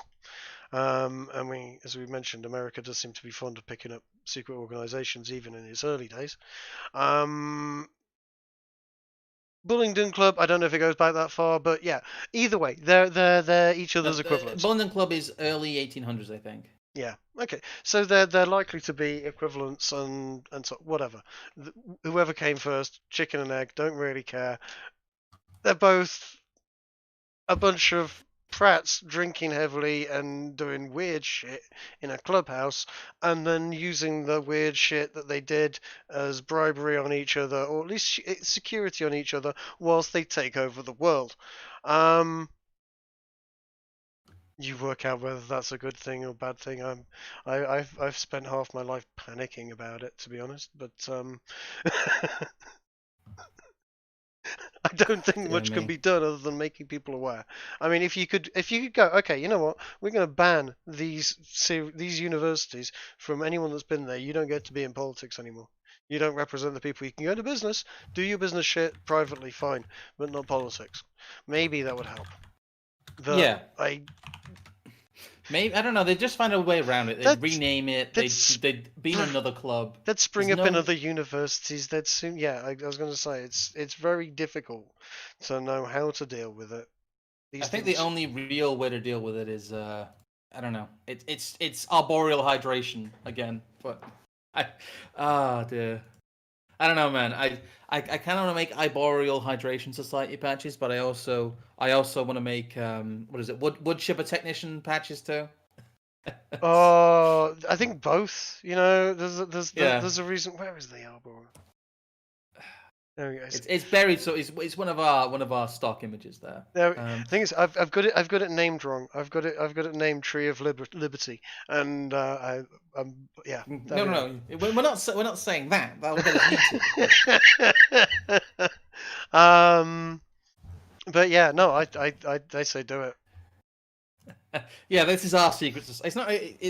It's not secret, but it's anyone can join. It's fine. There's some prerequisites though. I wouldn't exactly call it hazing, but you'll see. Get dear me. Right, Trig. Shall we quickly, before it gets too long in the tooth, move on to our final topic here? Because this one, you know what we've got. Yes. What are we doing here? It's the this one comes with a bit of explanation for this image, because it comes with a funny story about a friend of mine. but we do have one final thing to talk about here. All right. Before we go into, we'll skim over some general ones because this is getting to be a relatively long stream. It is. Hold on a second. I've lost my links here. Yeah, I want to keep these VODs watchable for you guys. I like to keep it like it's not a super hard rule, but I like to keep them under 2 hours. Kind of an hour and a half to 2 hours is generally what we do. And I'll remind people at the end as well because I don't know why at the end, but there will be a stream tomorrow too. The firearm stream we talked about last week, we will be going ahead and we will be doing it. We'll be doing some World of Guns and some general shit talking, and we'll hopefully be joined by our good friend Doc, who we can go on many tangents with because that's the point of our. I guess I'm settling, or we're settling into a pattern here of a more structured Thursday stream and a more free-form Friday stream. Even though this one's a bit more shitposty, we try and keep these fun, guys. There's too much kind of ripped from the headline stuff. I like to go on topics and that can be interesting. There can be a bit more meat to, a bit more fun to, like all this secret society stuff. But yeah, we have one final topic here, which one are we doing again? It's the Bilderberg group. Oh, the Bilderberg group. Good God, of course, I'm fucking mental. Sorry, I was going through it going, are we doing gay frogs? Yeah, sorry. No. I've got the splash image there with a joke on it too. I Yeah. got the joke on it to go. You mean that joke? You mean that joke? Yeah, I mean this joke. Yeah, this joke. No, so it's all right. I was getting lots of teddy bears up on the screen, and it was like, it's not the Bilderberg group. No, it's the Bilderberg group. Oh dear, yeah. Global policy, yeah. It's possibly one of the more insidious. It's not even a secret. It's become its own almost institution. The Bilderberg group. No. Here's the thing. It was a secret society, right? Yeah. If you were me back in the 90s and stumbled across this early days, internet really didn't exist, but sort of did. There was bulletin boards, etc. Rumors were going about the Bilderberg group. You can find it. You found it on other. It was one of those rumored things that you had to dig a bit for, and it was. I was so into the whole sort of let's dig through Illuminati garbage wherever I can find it because this is hilarious and quite interesting as well. There's some very good books on the Illuminati, and Robert Anton Wilson wrote a very weird book called the Illuminatus Trilogy. And then Schrodinger's Cat trilogy after it, and that was probably one of the weirdest sets of books I've ever read. But it sort of covers all of that stuff along with some Schrodinger's Cat kind of theory type of way of writing it. Anyway, book review over. The Bilderbergs were one of those people that you talked about, and everyone went, "No, that's a conspiracy theory. That's utter drivel. No, all the most powerful people in the world aren't meeting to sort of dictate global policy over the next year, every year at secret, locations." It sounded very much like the Illuminati to me, but apparently it was calling itself the Bilderberg Group at the time. And for at least 10 years, you're talking from the 90s where I first heard about it until easily the early 2000s. It was myth. It was shadow. You're talking nonsense. And then people like Luke Rudowski. I think we know who Luke Rudowski is of We Are Change, friend of Tim Pool's, who's occasionally been on there. Yes. He was one of those guys that was chasing around. Another one, Alex Jones, talked about these people. Yeah, these crazy conspiracy theorists running around, chasing around, talking about secret organizations, etc., etc. And that was all. I should stress, like you were saying, that before the 1990s, this was not seen as something that existed, or at least if it was seen as existed, it was not seen as being a global policy meeting. It is a behind closed doors meme. Kind of, it's just people meeting in a social setting. The thing is, all the most powerful people, politicians, it's all the heads of basically every major corporation in the world is at the Bilderberg Group. Everybody who is everybody is there. And these meetings take place in private. It's not public. It's not something that anyone can just get into. It's not something that's transparent. It's not It is just private. It's not just big bills. No. The thing is, there's 2 or 3 tiers to it. There are the upper echelons, and they're difficult to find out who they are. Luke's done a lot of research into this, but there's basically, and then there's a guest list of regulars who use it as a kind of an annual club, shall we say? And then there's the other guests that are brought in once or twice. People that get brought in once or twice. How should we put it? Tony Blair was brought in the early 90s, a year before he became Prime Minister. Gordon Brown was brought in the year before he became Prime Minister. That type of behaviour happens. These people come in and they get an initiation.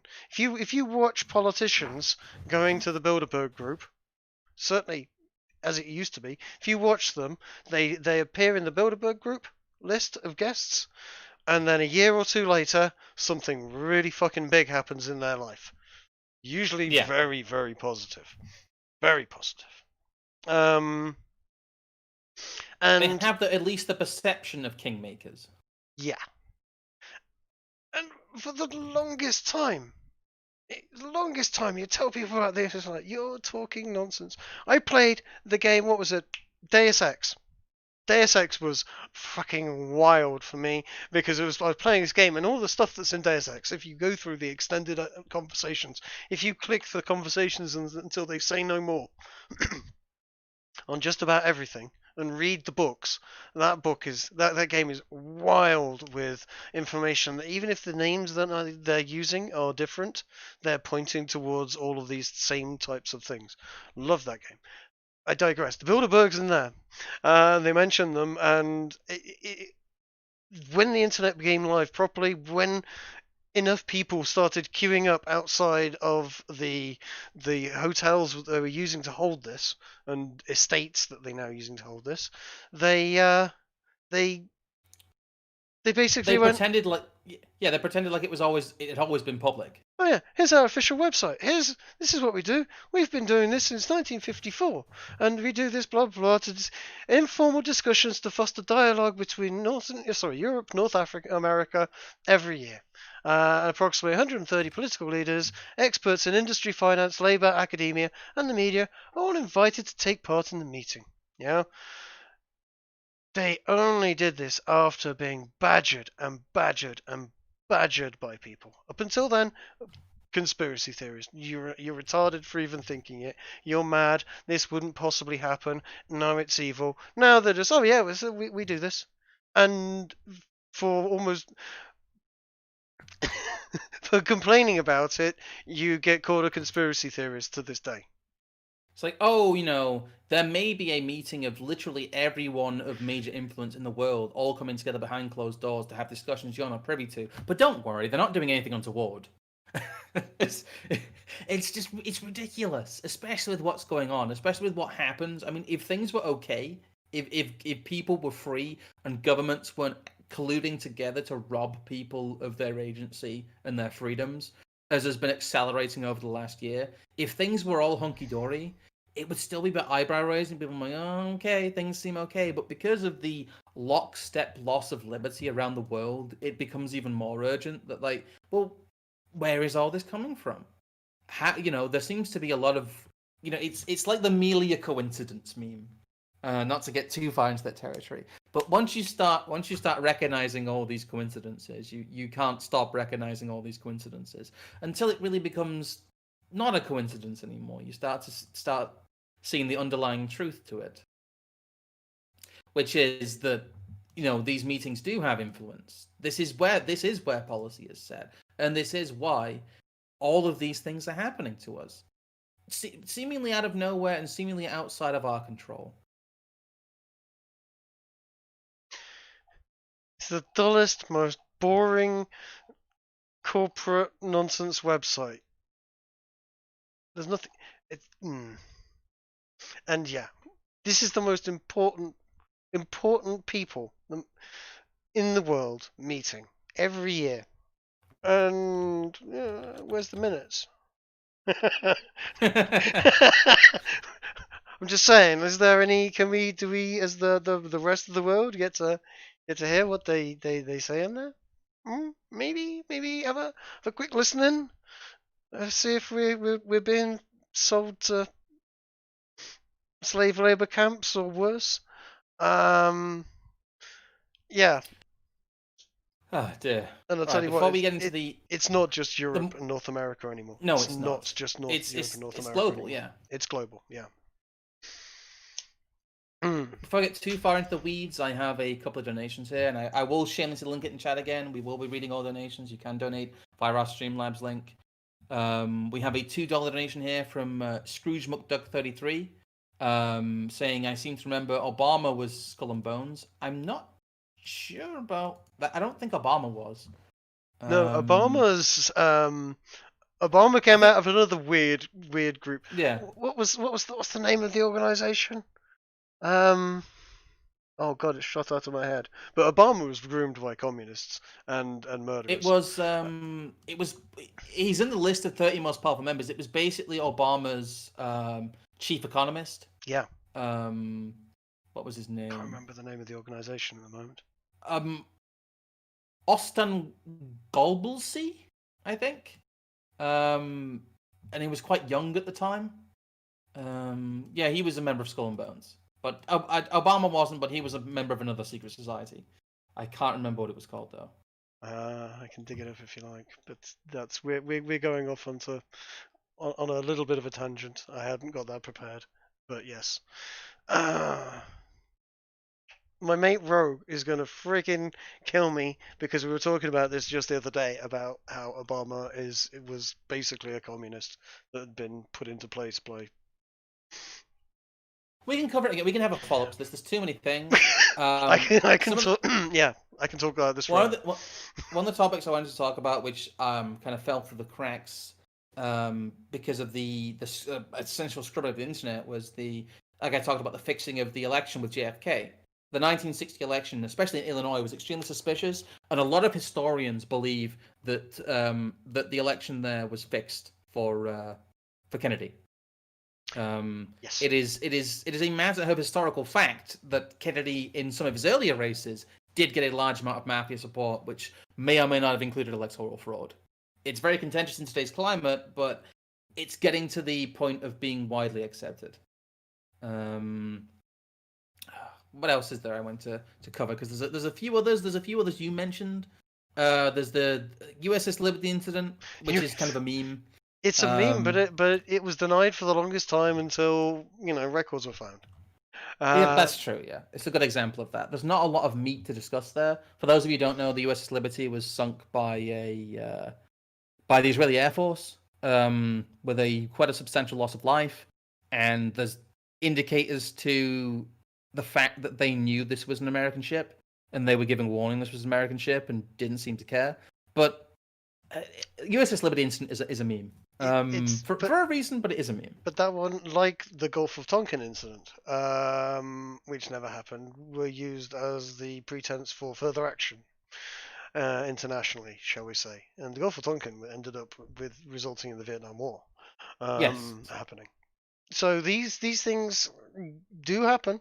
They are used as pretense for, massive shit. You can even, we haven't queued it up, and actually it comes to me, it is a massive fucking one, was the weapons of mass destruction in Iraq. At no point, up until today, has anybody, we've had plenty of time to stick fucking long sticks into as many sand dunes as we can find. Nowhere have we found weapons of mass destruction in Iraq. The entire pretext of the Gulf War II, which essentially resulted in the death of death of Saddam Hussein, loss of control in Iraq, ISIS happened, all the shit that's happened over the last, God knows, fucking 15 years, is it now? Yeah, all because of Gulf War II, the pretext of which was weapons of mass destruction, and he's hiding Osama bin Laden. And him bad, the whole pretext, the whole destabilization of the Middle East, no weapons of mass destruction found. Where was Osama bin Laden? Pakistan. Yep, he was in Pakistan. One of our allies, apparently. But some of his friends were in Afghanistan, so don't remember we had to Oh yes. we had to go and fucking jump into that hellhole. Oh dear me. So- Yeah, that's another one. What else have you got mentioned here? There is obviously the gay bomb, which is funny. Bomb. The gay bomb's hilarious because whilst it is down as never being tested, there is rumors that it was tested. That basically, In San Francisco. Unironically, yes, that's where people think it was actually tested. No, yeah. The gay bomb was American militaries. Basically, they thought, you know what would be a great way to defeat the enemy is to get the enemy to when we charge over the foxholes and run at them, if the enemy is not ready to fight and is in fact engaged in mass sodomy of each other, I hate It this. will be easy to win. Yes. That we will be able to basically deal with them very rapidly once we take over. So they developed a series of weapons to be dropped from the air onto enemy positions that would really gay them up. And then the American military would be able to run over there. All those horny soldiers that haven't seen any action for a while will be able to run over these newly gay enemy troops and deal with them in whatever way they see fit, I guess. Apparently, after spending large amounts of money on it, they decided not to do it, and it was a bad idea. And apparently here, right, here's the thing. This article that was brought up, which was in 2005 by the BBC, apparently these plans were in 1994. The original plans were in the 1950s and 1960s, whilst they were fucking around with LSD and MKUltra. It was part of that whole suite. Yeah, it was kind of part of that whole suite. There was another drug that they thought had potential that we've lately seen on the party scene, which is MDMA. that was the one I wanted to mention. So yeah, MDMA, a lot of the 2C substances, a lot of the psychedelics that came out of the 60s, 70s, and 80s, all of them have some kind of CIA link. Mm-hmm. Basically, all of them. A lot of them were investigated by independent chemists later, but a lot of the original variants of them came out of this massive drive to find, influential, let's say, psychedelics that could put people in suggestive states. Here we go. Yeah, Jesus Christ mentions PCP. A lot of them. Crack cocaine was mentioned earlier. The crack epidemic and the CIA is something that's coming to light now, as it happened in the 1980s. They did wild we'll shit. See more of that. They did wild shit to fucking soldiers in the Vietnam War. Yes, they did. Jacob's Ladder is a pretty good film where I talk about that. There's been others since, but yeah, that's quite a brutal movie. Yeah, but combat drugs and drugs being used in warfare it's not new. It's not new. It's supposed to be banned, but it's only banned if they catch you. As they it's only. If you deny it and you don't have proof, no one can prove anything. And look at those terrible people over there. They've used chemical weapons. Let's invade Syria. Why would Syria do this? Anyway, we'll round out our stream here. Someone mentioned it earlier. Coat Rack, thank you. It's not widely accepted, but it's starting to come more into the public consciousness. Our Lord and Savior, obviously, Building 7. Indeed. Our Lord and Savior. What's the new boot? What's the fucking... It's a recurring character on our streams, and it is... We can't have a conspiracy stream without it.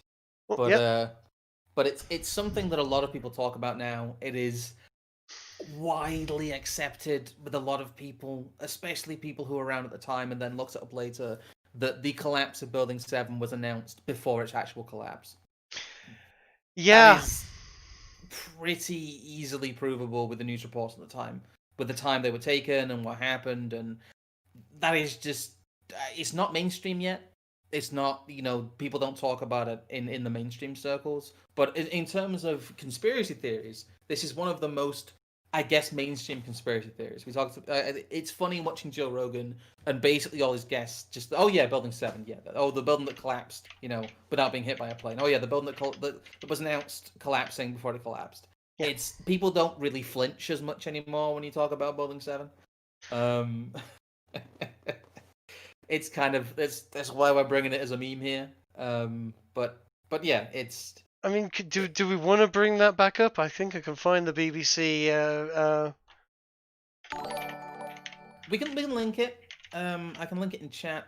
Yeah, Yep. let's do that because that was very obvious. That's okay. It's 19 years ago now, but when you're watching it on the TV and you sat there going, "Hold on a second, that's Building 7 in the background." That. What do you mean it's fallen? Stupid woman. Yeah. And then 20 minutes later, or whatever it was, it falls. That means that they've been given a script and they've gotten the wrong script at the wrong time. They're not reading the news as it's happening. Someone someone knew that was going to happen 20 minutes before they went and pulled it. Now, the fact that it's rigged with explosives beforehand and came down in a controlled explosion and demolition, we can talk about that and whether or not you feel comfortable working in a government building in the future, knowing that can happen. Certainly it was rigged. If people want to deny that, I want to know how it fell down like that. So Building 7 was a fire. A fire started in it, guys. It was just a fire. It was just a fire that resulted in everyone running out and then the whole thing collapsing in exactly the same manner as the other two ones that accidentally fell over because a plane hit them. Even though they were built to, Anyway, let's get. Show you what. Should we close this? We'll close this out with the clip. Thanks for coming to the stream, guys. Like I said, I'm gonna double check if I've not heard any more donations. See if any more have come in before we close out. Actually, yes, I'm glad I checked. Got another one here from James Merry. Thank you, James. You've been very generous today. Why not chat about Syria, the chemical attacks, and the White Hats? Fun planking viral video, bro. Oh God, we might have a talk about Syria and the White Hats and a lot of the fake stuff there at some point too. But like I said, this stream will be 10 hours long. You'll be tackled every single rabbit hole. The thing is with those are unproven. Yeah, we've got evidence to the contrary, and we're living in an age where making video recording is very, very easy. Yes. This one wanted to be here is the premise that people can say conspiracy theory about shit, and here's the proof that it when they say that it ain't always true. In fact, more often than not, it's not true. We'll leave you guys with the. Have you got it up there? Trade the news footage. I haven't. I stopped looking for it when you said. Hold on. It'd be a fun outro. Yeah. Let's see if I can find it. If we can get it up, if we can not drop the boomer ball here, we will leave you with a little outro of the BBC video, because you can clearly see Building 7 in the background as they're talking about its collapse in the past tense. It's kind of funny. Because I'm not signed into YouTube, it keeps on wanting to play God knows how many adverts. And he wants to prove it. Okay, that's terrible. Ugh. It's At the high-rise experiment. My phone contract comes with a YouTube Premium account, so that's pretty cool. I don't like supporting Google, but that's a nice little bonus that I don't really have to directly support them with. If we can't get it to work, we can't. I've not found it yet. No, it's all right. We'll link it. I'll link it in the description then. But cool. Thanks, guys. Thanks for watching, and we'll talk to you guys again tomorrow. Tune in tomorrow, same time, 9 p.m. tomorrow. We'll have our gun autism stream. Indeed. So we'll see you then. Take care. Bye.